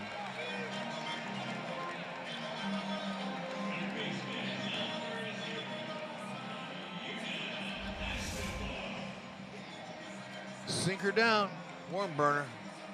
Now look at Albert. Albert's hustling. That's the best Albert can do, but he's, you know, he's had plantar fasciitis in his foot. He's had surgery on it 2 times. He's really having some issues, but he's still giving it all he's got.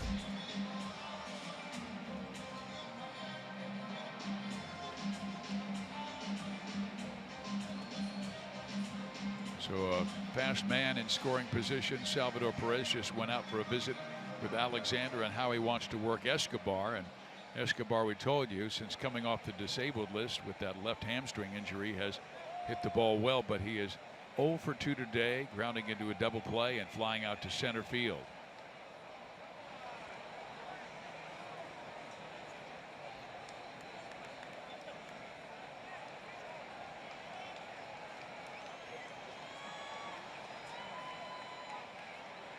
He's only 1 for 14 this year against Kansas City pitching, though.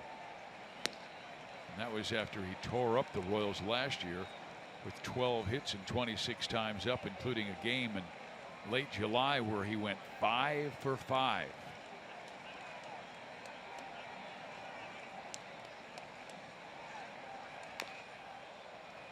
Boy, is that the typical sinker where you foul it off your body, it seems, and then you come back and you foul it off the same spot. Yeah, it's really difficult. I mean, you in order to have success as a right-handed hitter facing that left-handed sinker, you can't try to top-hand pull it. You're going to hit a ground ball. Now, if you want to stay inside the ball, move up in the box a little bit, try to get it before it breaks down, and then stay inside, try to hit to right field. Chances are better of you getting a base hit. 2-1.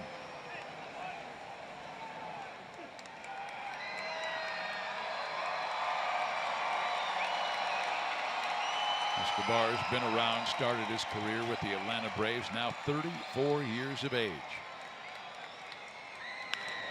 Right back up the middle. That's a base hit. It will score Maben, and it will cut the lead to 4-2.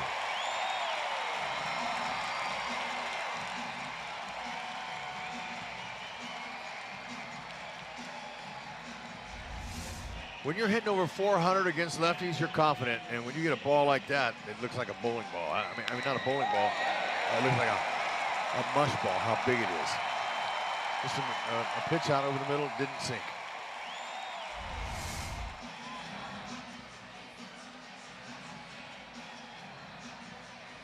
Dave Island coming out for a visit because this is a key at bat.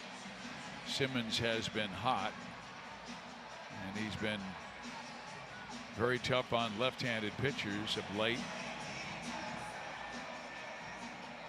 And he represents the tying run as Peter Moylan started to warm in the Kansas City bullpen.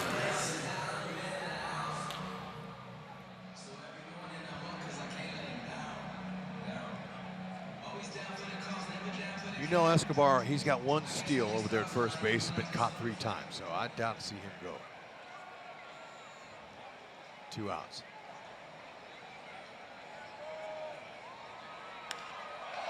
In the air, right field. Bonifacio says he has it. He does on the edge of the warning track. Angels score 1 to make it 4-2.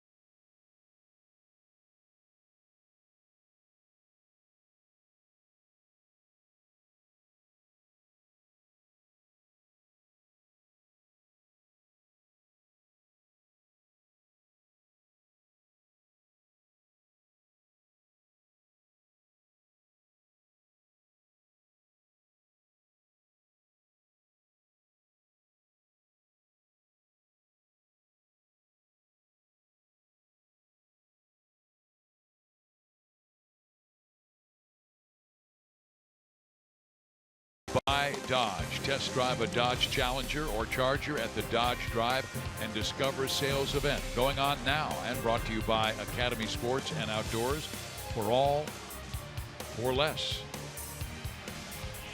Here at Angel Stadium, the Royals with a 4-2 lead. And as we take a look at our Jeep drive of the game, Lorenzo Cain went deep yet again in the month of June. That's right, his 8th, and it was a beauty. I mean, that was on the line. That ball probably got about 40 feet off the ground. That was it. The launch angle, I don't know, but it wasn't very high. 6 home runs in June.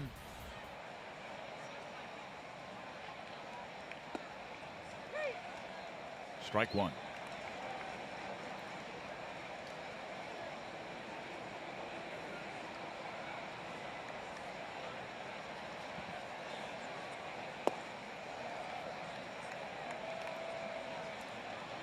Dave Holtzman did some research for me, Fizz. Yep. The launch angle on Locane's 8th home run was 19 degrees.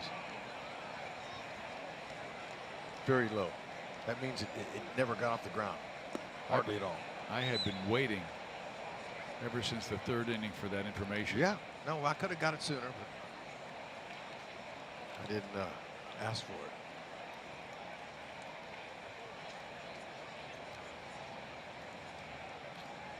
What is the perfect percentage launch angle? Anywhere from 25 to 30. That's the height and distance. I mean, you need to get it up a little bit. Some of these ballparks to get some height on it. Get it out of these parks.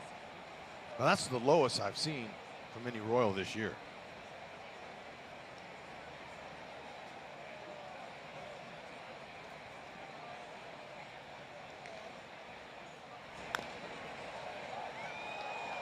Well, he jumped on that 3-1 fastball at 91 miles an hour. A little too early and pulled it foul. I don't understand why most or some of these ballparks don't have an extended screen over the dugouts. I just don't understand why a team would not protect its fans.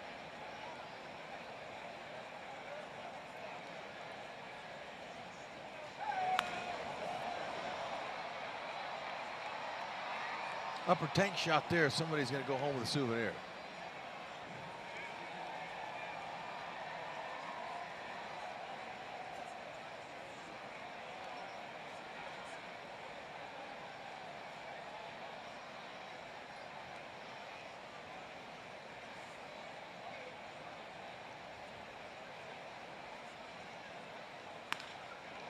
And there's a gapper left center field. It will drop. Cain around first base hard and now puts the brakes on as Maben gets it back to the infield quickly.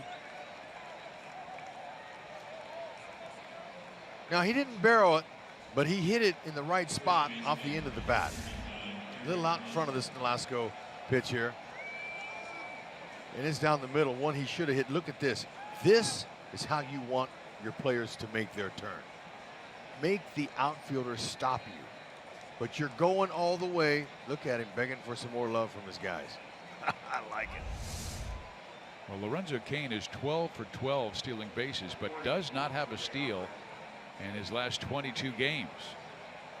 It's because he's been trotting the bases. And it looks like Mike Scioscia is going to bring on a left-hander. He had both a righty and a lefty warming up in the bullpen. But with Hosmer coming up, Velasco goes 6+ innings. Our Chevy call to the bullpen is for Jose Alvarez.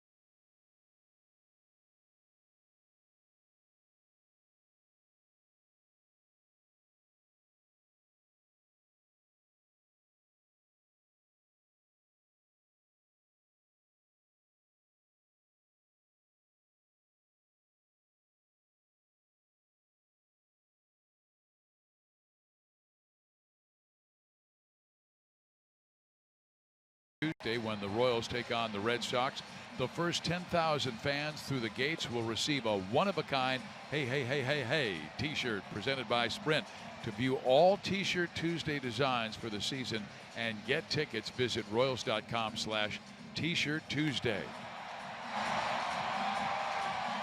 The lefty Alvarez is pitching in his 35th game, and his appearances lead the Angels and are tied for the American League lead. He usually comes on to only face lefties, but because the Royals have a lefty, then a righty, then another lefty, he'll likely stay in for Perez.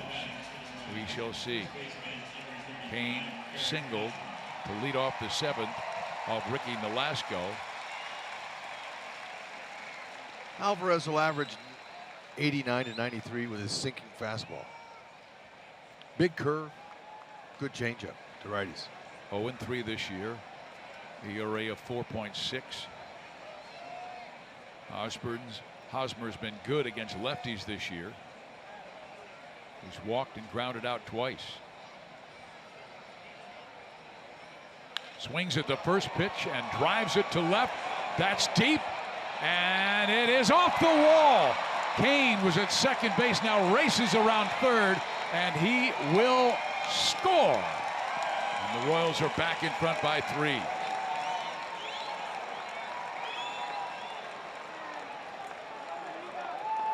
Here's another one of those laser line drives you're talking about to the opposite field by Haas. Pitch and change didn't work for Scioscia. Haas took that fastball right center cut 90. Didn't quite have enough to get it out of here, but certainly enough to drive in Locaine, who had to hold at second base a little bit there because he wasn't sure if Maben was going to get to it. This is exactly what the Royals need. Add-on runs for insurance so they can get Stromboli his win. Now the left-hander has to face Perez, who takes strike 1. Perez with 13 home runs this year and 10 of them on the road. He stretched his hit streak to 8 straight games with a double last time up.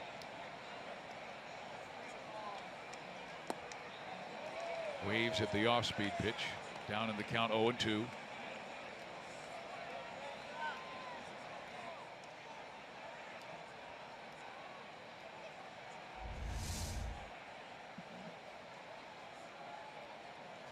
Breaking ball, got it.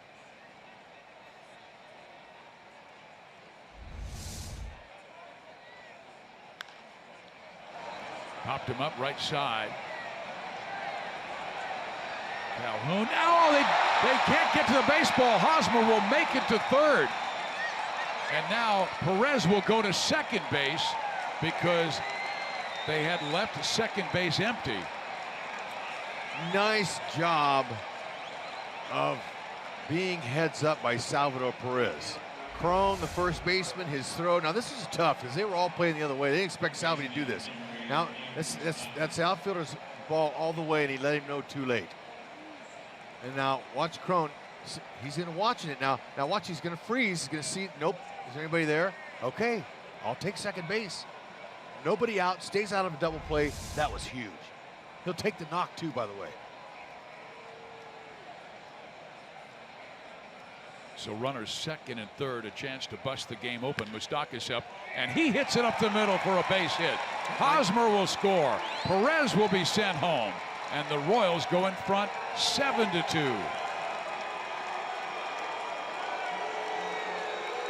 And they ain't booing. That's the Royals fans here saying moose. That's exactly right. Family and friends came down, he told me before the ball game. And he San found Fernando Valley. a perfect hole. Fastball right there, 83. Looks like it probably was a changeup or something soft. Anyway, he found the right hole. Oh, that is very nice. Insurance runs big time. So Mike Moustakas now with 42 RBIs. That leads the club.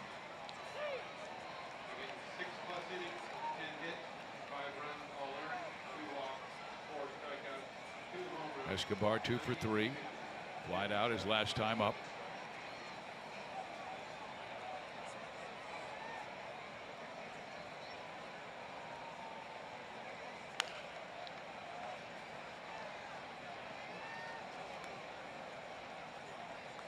You know, yesterday I was talking about back-to-back games where the Royals had 6 players with multi-hit games.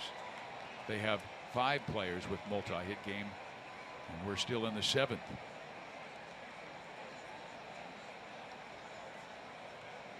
They're staying hot, there's no doubt. And Nolasco, looking at his numbers coming in, you could tell he was going to be in trouble.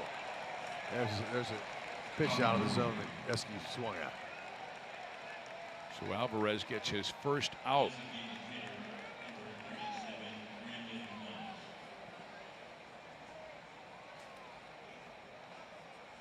Moss is the only one who has not reached base.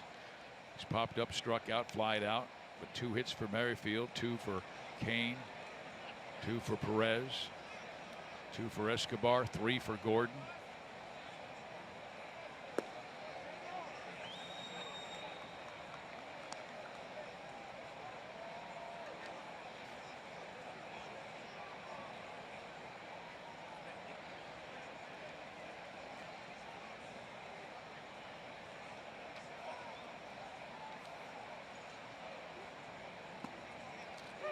Sneaks a breaking ball across.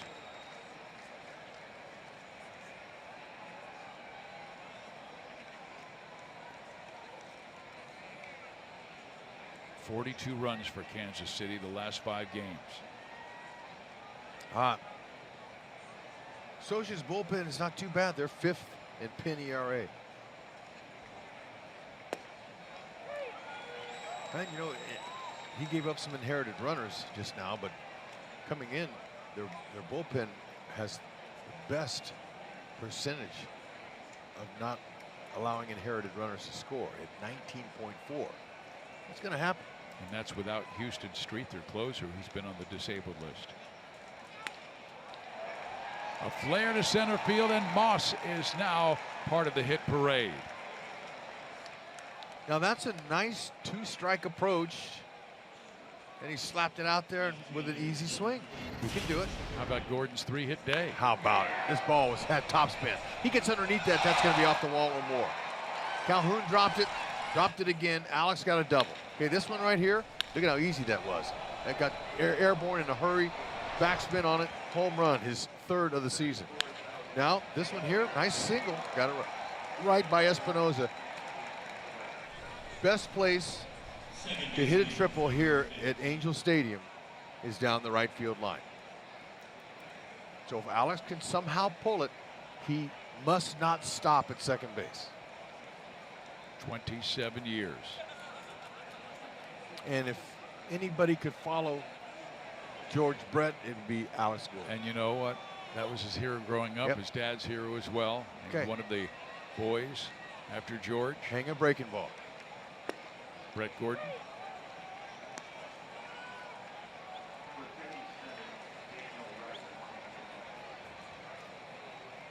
Hit it on the ground by Crone, the first baseman. That'll give it time.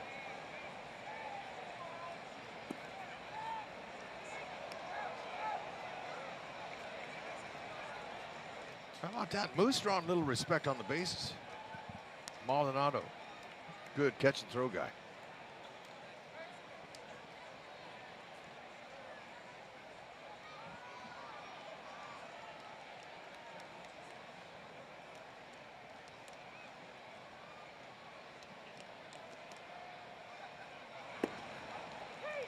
One ball, 2 strikes. Alex is waiting for the big curve.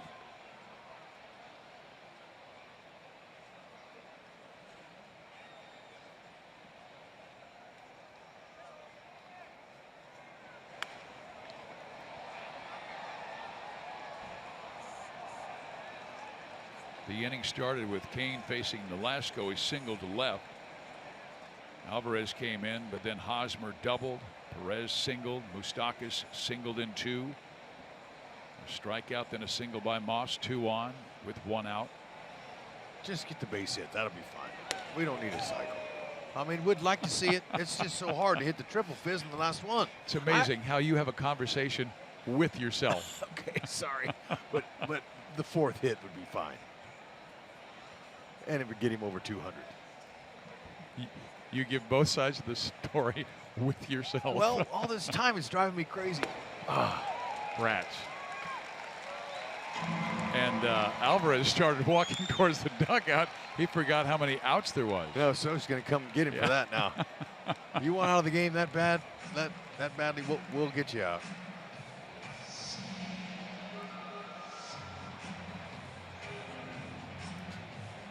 Socha did have Daniel Wright warming up in the bullpen, so Alvarez is out and Wright will be coming in. 14 more hits for KC.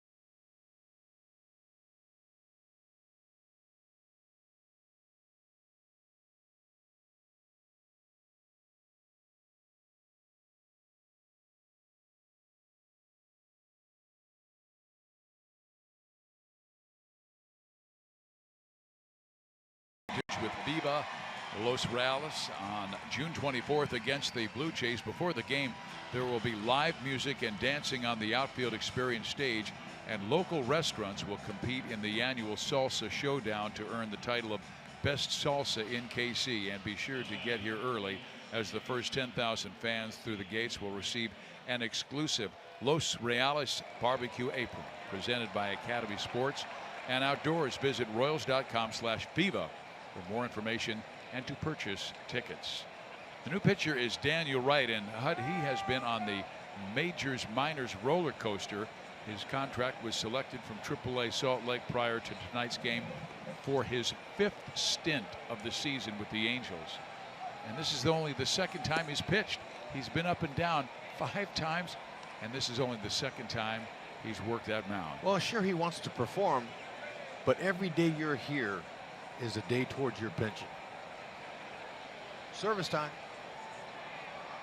Help the team win. That's all that matters. That's right. Merrifield. Simmons. Well, what an accurate arm he has. Throws out Merrifield. The Royals, though, get 3 in the 7th.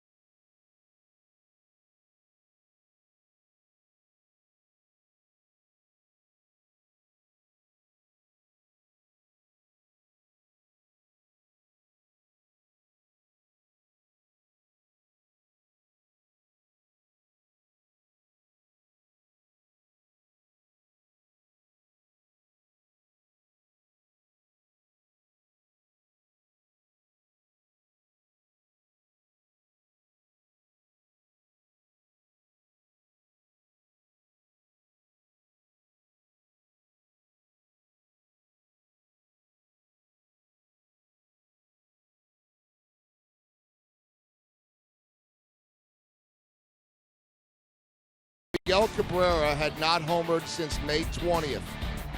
He's still dangerous. Tie game, 9th inning, walk-off, and that'll do it. 5-3 is the final. Yesterday, guys, every team in the division lost but the Royals. Today, every team in the division has won, and KC trying to keep pace with everyone else.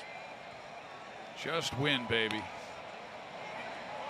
Meantime, we did have a scoring change. That error that was charged to Whit Merrifield on the smash by Maben has now been called a base hit. You better believe it. That is so tough to try to make a play like that. I knew for sure it was a hit all the way. And I would imagine our vice president in charge of communications and broadcasting, Mike Swanson, who was in the press box, was probably breathing down the neck of the official scorekeeper, saying, "Are you kidding me?" Yeah, you know, you hit a ball that hard right at the guy 5 feet in front of him, you can't judge it. Escobar, backhands, long throw. What a play! I mean, like, do you even miss with the location on that throw? My goodness. I mean, that's a long ways away from first base, and it is right to Hosmer's number. And that's our Honda play of the game. Look at off balance, didn't have to jump. Look at the athleticism there, and watch the location. That is a steep rag. Beauty, Esky. Keep it up. He instinctively knows the speed of every single runner. He is a Gold Glover, big league shortstop. No question. I mean, got away from him there. Yeah, I love talking to Mike Jerschley about Escobar, and Mike has all the charts out, talks about the scouting reports and the defense, and he goes, I will be just getting ready to walk up to the top step and move Escobar like 2 steps, and Esky's already moving 2 steps. He knows how to position every hitter. Let's go to Joel. Well, I had the chance to talk with Andrelton Simmons today, one of the best shortstops in the game. I said, who do you like to watch? And he said he likes the flash of Jose Iglesias, Didi Gregorius, because he grew up with him, and he really likes Carlos Correa in their division, but he said that he really enjoys seeing Alcides Escobar. He doesn't get a chance to see him too often, but he says he just likes watching the highlight plays that he sees over and over again. And these 2 shortstops have some similarities when you look at 2 taller, lankier shortstops that both wear number 2. Both of them grew up really, really loving Omar Vizquel, but they also wear number 2. They love Derek Jeter and the jump throw. So a lot of common bond and similarity there. And just one other side note, guys. How about a team growing up in Curacao where on a given day you could have Andrelton Simmons at short and Didi Gregorius pitching, or vice versa, or one at short and one at second? Those 2, who are great shortstops now, have played together since they were 5 years old until they signed. Thank you, Joel. That's outstanding for sure. And, you know, they do have a lot of similarities, but Esky has a world championship. And now he will throw out Martin Maldonado. And there are 2 down.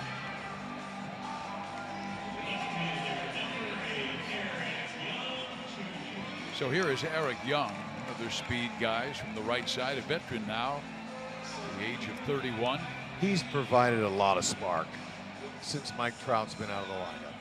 He's just, you know, you have energy givers and takers. You've heard me say that before. He's an energy giver. He's active on the bases. He's a veteran guy who's added some spark. And he has started all 16 games since the Mike Trout injury. And that's what you ask for when you lose somebody. And you know what's interesting? Somebody step up. They're averaging more runs per game without Trout than they did with Mike. And to take nothing away from Trout, but the stats show they are averaging 5.1 runs per game, hitting .257 as a team. And before with Trout, they were under 500, averaging 4 runs per game and hitting .236. And I wonder if Mike Scioscia will stay with the same philosophy, run, run, run, and not wait for Trout to hit that 3-run home run. And there is a swing and a miss. And down goes Young, and Alexander with a marvelous 1-2-3 7th inning.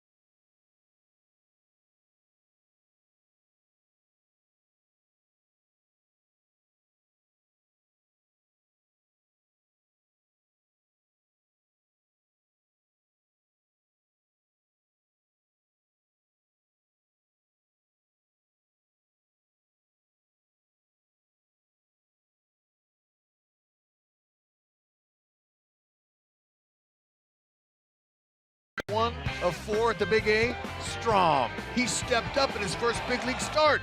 He did the job, went 5 strong innings.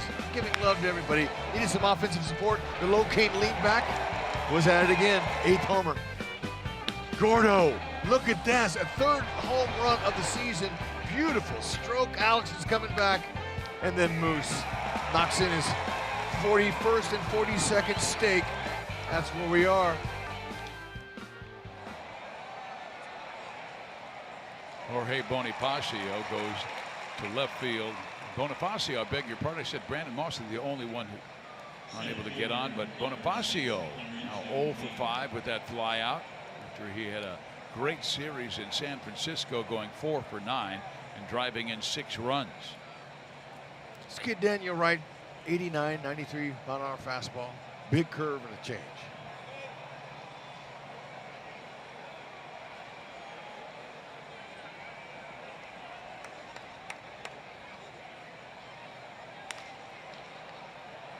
Wright was the Cincinnati Reds 10th round pick in 2013 out of Arkansas State. Claimed off waivers from the Reds last September. He started 5 times for the Angels. To left field. Young is there. 2 outs. Now it's time for the unlimited baseball break, brought to you by T-Mobile.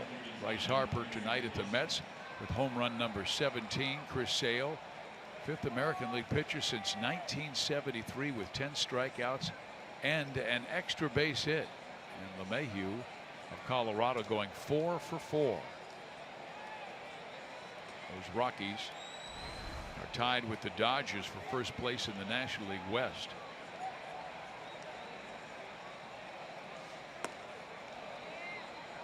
Hosmer 1 for 3, a walk, and then a double.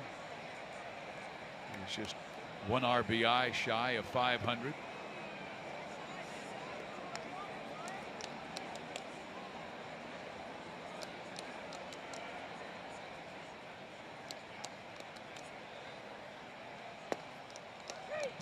Drops that changeup in there.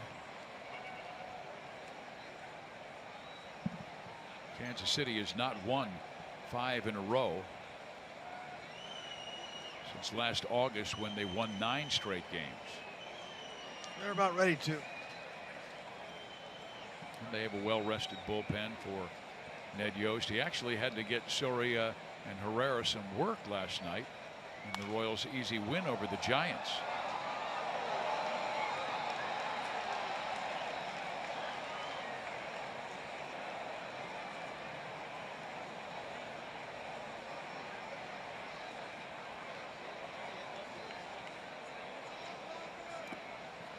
A little bit low, and Haas walks for the 2nd time tonight, so he's been on base 3 times. He'll take it.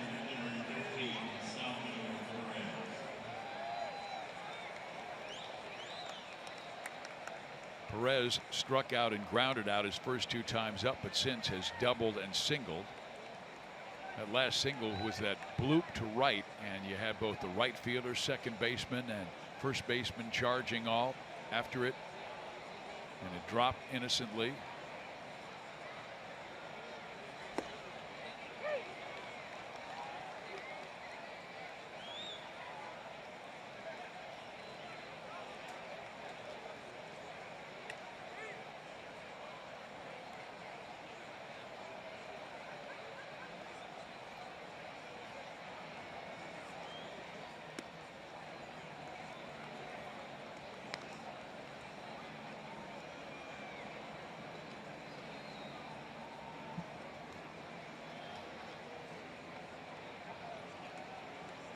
Hosmer not going anywhere with a 5-run lead. Nope.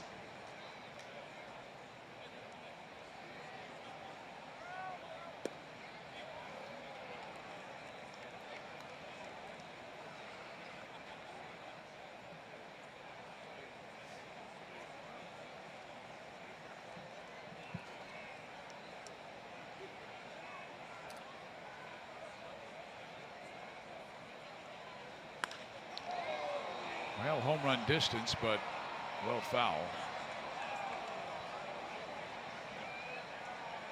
Yep. He knew he was just out in front of that.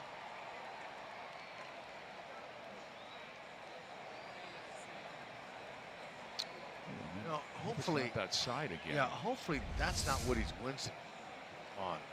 are about. If his rib cage is still bothering him, he should be out, not in there.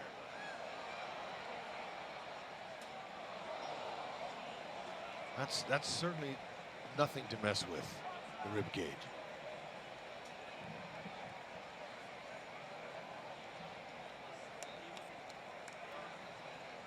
Those guys got their eye on him.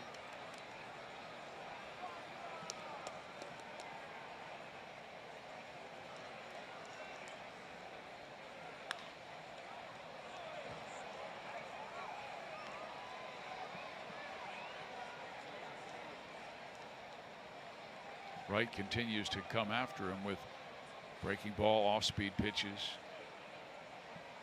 Salvi's been way out in front. Wright got 2 quick outs, then walked Hosmer.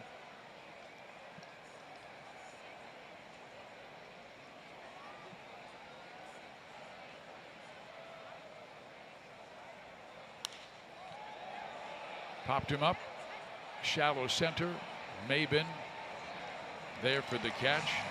The Royals leave 1, but head to the bottom of the 8th inning of play with a 7-2 lead.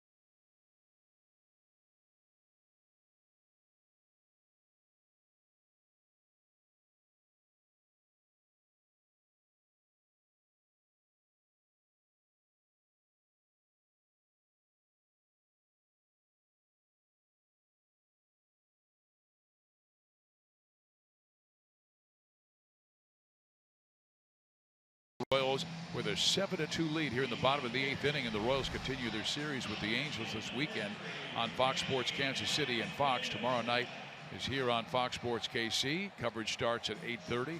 Saturday's game is on Fox beginning at 7 o'clock, and Sunday is back here on Fox Sports KC at 2:30. All of the games are also streaming on Fox Sports Go. Well, they're trying for their 5th straight win. They bring on Joakim Soria out of the bullpen to try and protect that 5-run lead.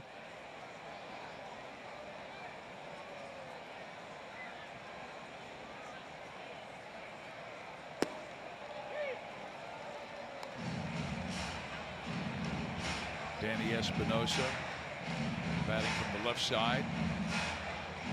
Showed bunt, stepped out, and then went wow. Not sure if it was on the location of the pitch by Joakim. Soria's got 5 pitches. Fastball, slider, curve, split finger, slow curve. You mix in a changeup. He likes the curve, floats it up there, tries to keep it down just to mess with the hitter. Sometimes he'll throw them in the upper 60s. And there's that curveball that you're talking about, the slow curve. This time it's 72 miles an hour, and Espinosa tried to get out of the way. It would have been a ball, but it hit his back. That's him up, yeah. Trying to start a rally by getting on any way he can. Yeah, that's why he's trying to do.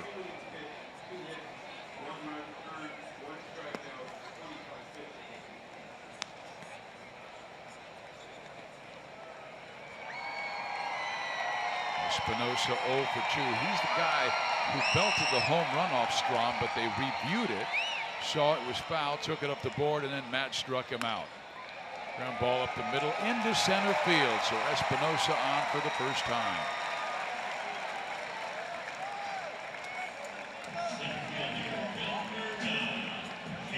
Yeah, and also, you know, when they changed that air off on Merrifield and gave Maben the hit, that gives Strom an earned run.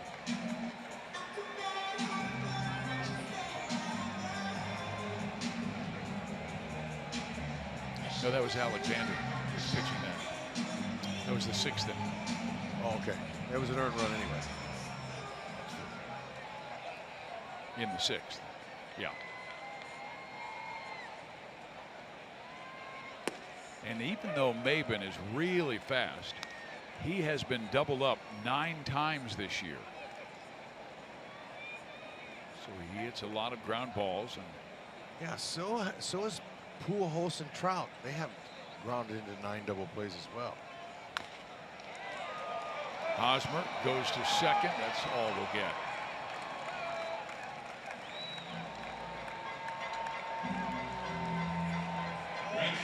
Hosmer's arm is impressive. Now, he didn't need to throw it hard, but watch it.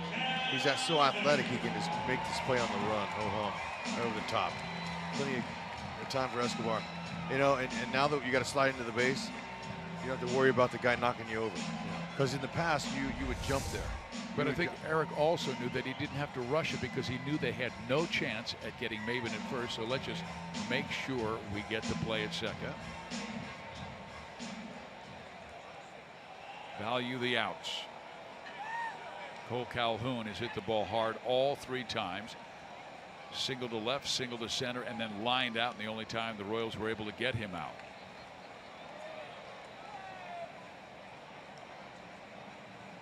Hitting over 370 in the month of June.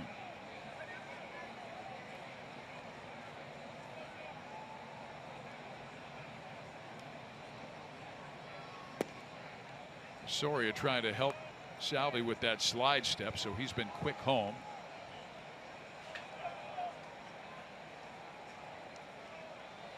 Two managers that really like to control the running game, former catchers in Ned Yost and Mike Scioscia.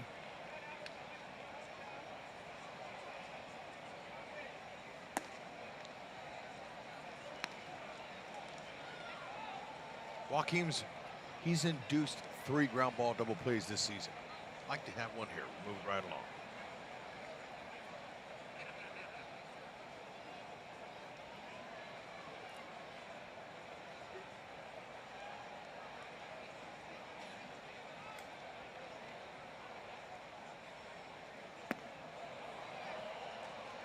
How about that 2-0 split finger pitch? That's what's going to bring that double play.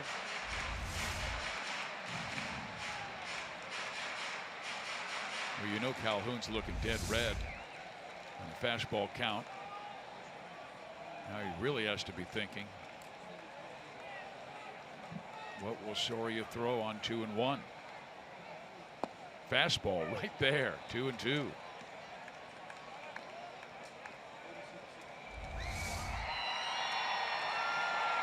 Good spot away.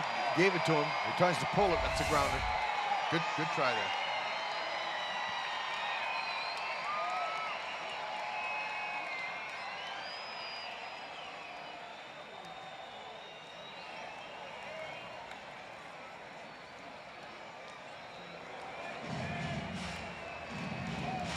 Down by 5, would you wait till it's 3-2 to run Maben, or would you run him 2-2? I'm going to wait till 3-2 because his run don't mean anything, and you got Albert coming up, right, for power, so we're going to take a chance of Salvi throwing a guy out.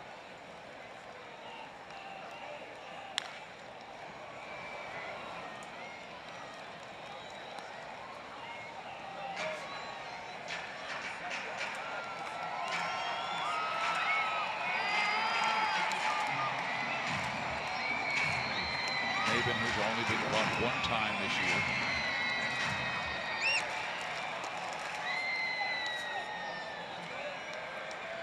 Perez, a Gold Glove catcher.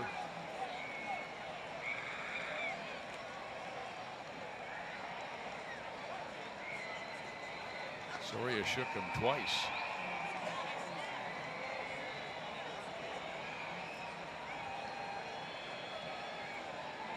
Here we go. Fouled off.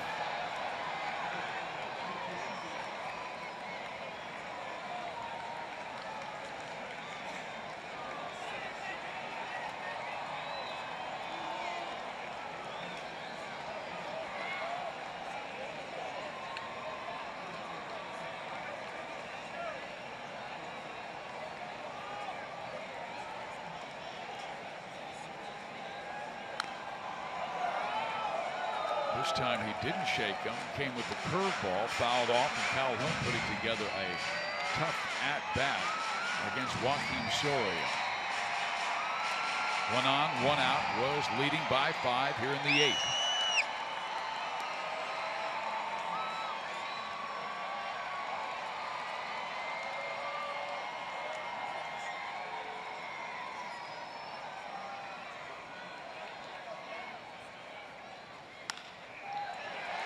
Merrifield with the dive and makes a nice play.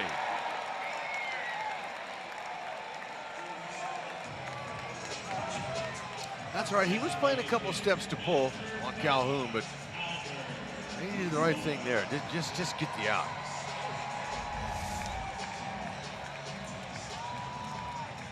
Three hopper, little roller. Very nice. Now a lot of infielders will wear a batting glove on their left hand and put it inside their glove. Some don't. Merrifield doesn't, and he said he feels the ball better in his glove than having the batting glove on and then inside of his glove. He feels it better, and so when he dove for that, it kind of got a little bit of road rash on his glove hand, his palm there.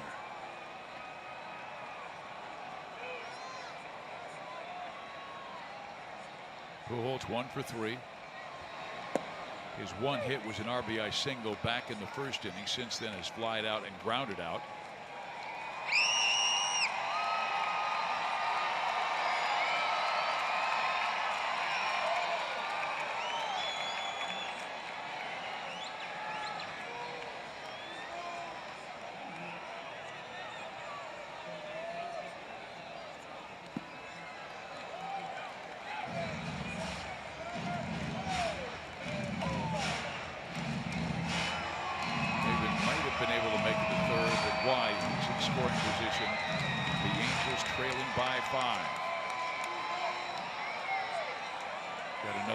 Game tomorrow night, and Kennedy will be on the mound for KC. Jesse Chavez throwing for the Angels.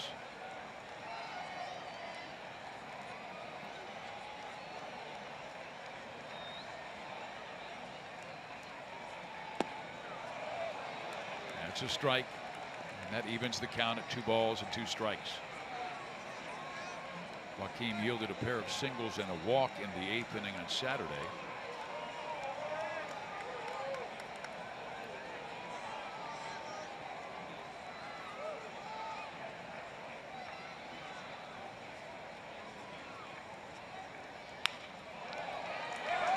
Backhanded Escobar, a little high throw, but he gets Albert Pujols, and a shutout 8th inning for Joaquin Soria.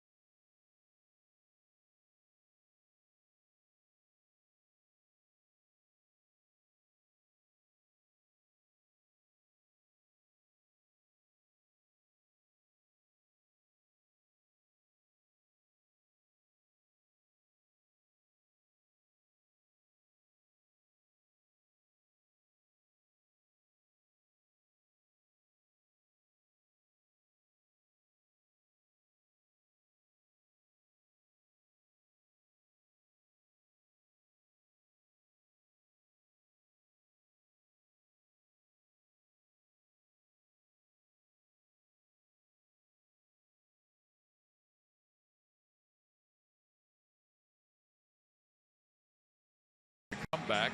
They were down 1-0, but then they scored 7 runs, and the Angels only scored 1. And Royals fans, if you can't catch a game on TV, you can stream games live on your mobile device. Download the Fox Sports Go app, log in, and stream the Royals.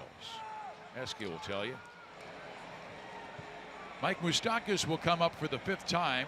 He has walked and singled in 2 runs, now 42 RBIs on the year, and facing Daniel Wright for the first time.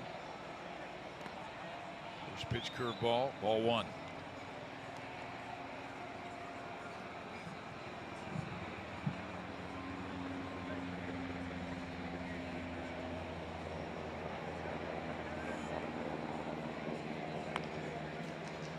Ball 1 strike.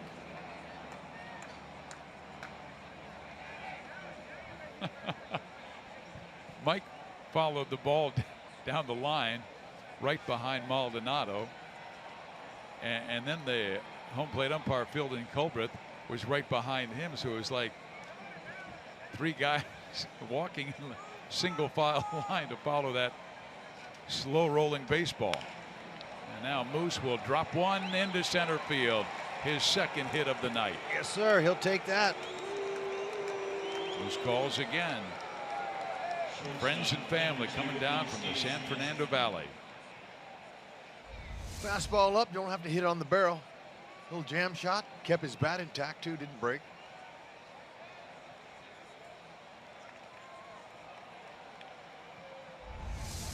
I remember reading about Mike Moustakas when he was a senior in high school, and he set the California home run record.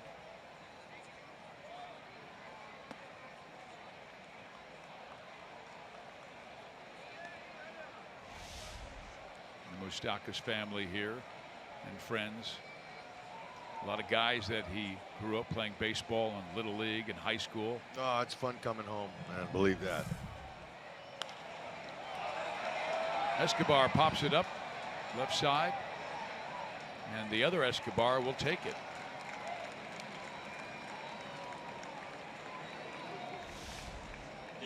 Tomorrow Kennedy will be on the hill in that evening game, which begins at 8:30 with the pregame show with Joel, and then Jacob Junis will go in Saturday's Big Fox game, and Jason Vargas goes on Sunday afternoon. Meantime, the Angels with Chavez, Meyer, and J.C. Ramirez.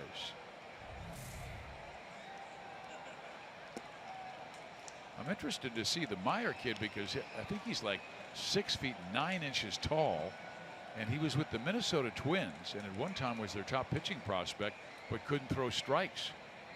A lot of moving parts there. Yeah.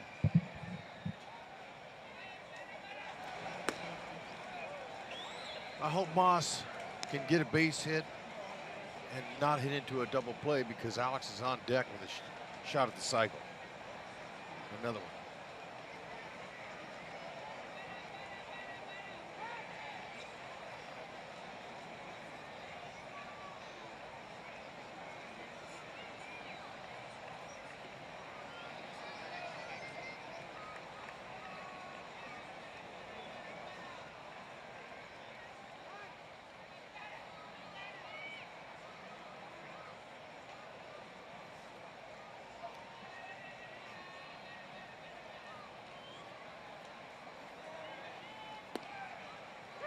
Strike at the knees and a 2-1 count. That's a good pitch there on him. It's right where you want to keep it on Moss. He can hurt you. Middle in. Brandon does like it down to 9 home runs this year.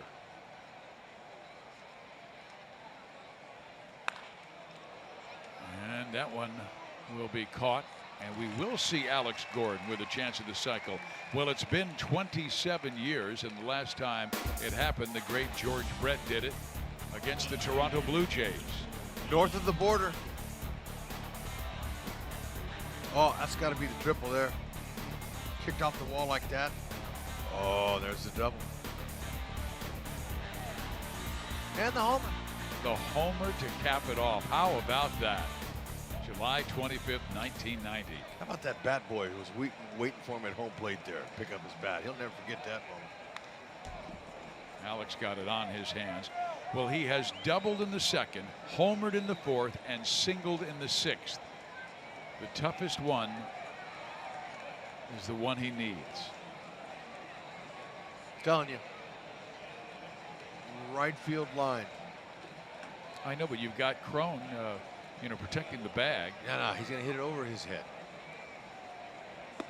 Oh, that's the breaker. That's the one he can pull.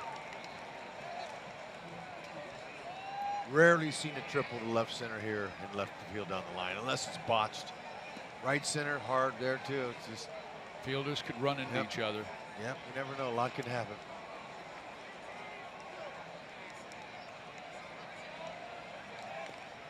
Oh, he tried to check his swing, and he did. They appeal and they say he did not go.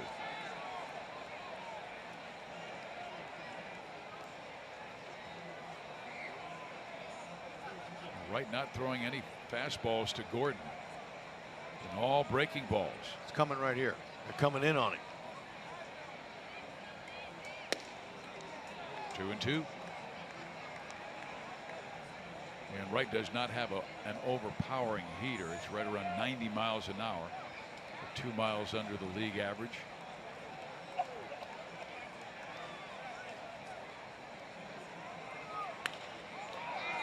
And then a flare to center field is caught by Maben.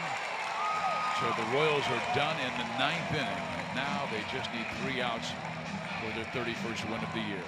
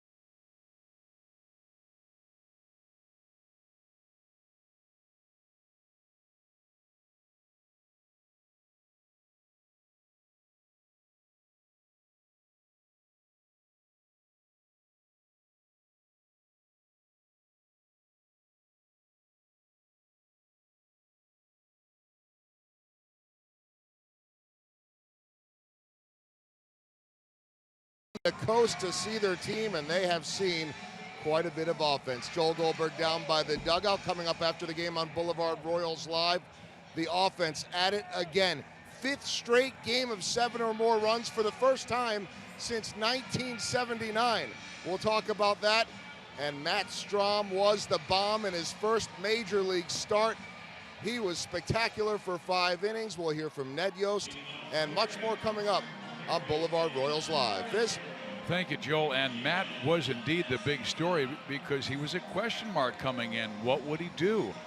He had been a little bit wild, and his relief assignments this year when he came into this ball game, Matt had walked 18 batters in 22 innings, but he almost looked more relaxed as a starter, Hud.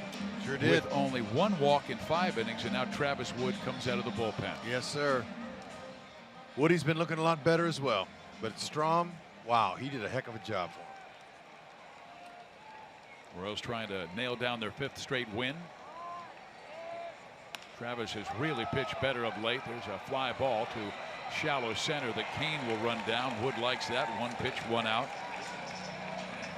Travis retired 6 of 7 batters on Tuesday in San Francisco, allowing just a 1-out walk in the 9th inning. It was his 3rd straight scoreless outing. And Hud, what are you seeing from Wood that we didn't see the first 6 weeks of the season? I'm seeing a composed reliever who's been there and done it. He's executing his pitches. He's starting to hit the spots, staying out of the middle of the plate. He's throwing strikes, but quality strikes. His issue was walking, and he never had that problem ever in his career. So just told me he was having a tough time adjusting to the new uniform, the new surroundings. Couldn't get his mechanics together. That's comes down. That's an out. And Alex will make the catch for out number 2. And now all of a sudden you've got 3 very valuable members of that bullpen from the left side. Mike Minor and Scott Alexander have been lights out of the bullpen, and now Travis Wood joins them, and that's a pretty darn good trio.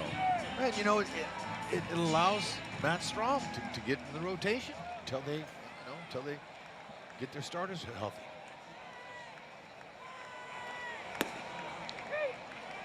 You know, with a 5-run lead here, what do you just throw strikes all night? 1 more to go, 1 out. Great way to start the 4-game series. 1 game at a time.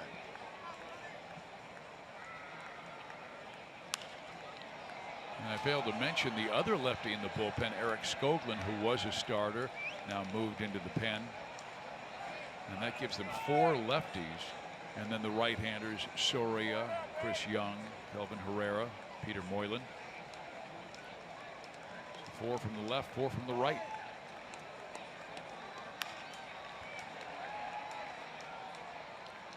Crone tonight has walked and grounded out twice. He was robbed of a hit on a great play by Escobar back in inning number 7. And there is Skoglund in the middle.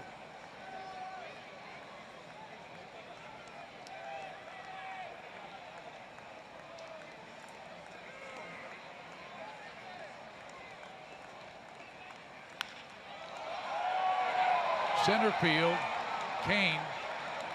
And the Royals will take game 1 of this 4-game series with the Angels. Alex Gordon with 3 hits. He fell a triple shy of the cycle, but a great night for Gordo. Yeah, it was. Are you kidding? What a beautiful night for baseball, and the Royals are on the Look attack. at Haas and Moose. They're on the attack. They're all pulling on the same end of the rope now, Fizz. Big difference than the first month of April. That's something you and I talked about at the Open. I want to continue to talk about it because Mike Moustakas told me before the game around the batting cage, we are back to playing team baseball. Yeah, and they all know that. They all bought in. In order for this team to get anywhere and them to get any of the respect that they're looking for, they got to win.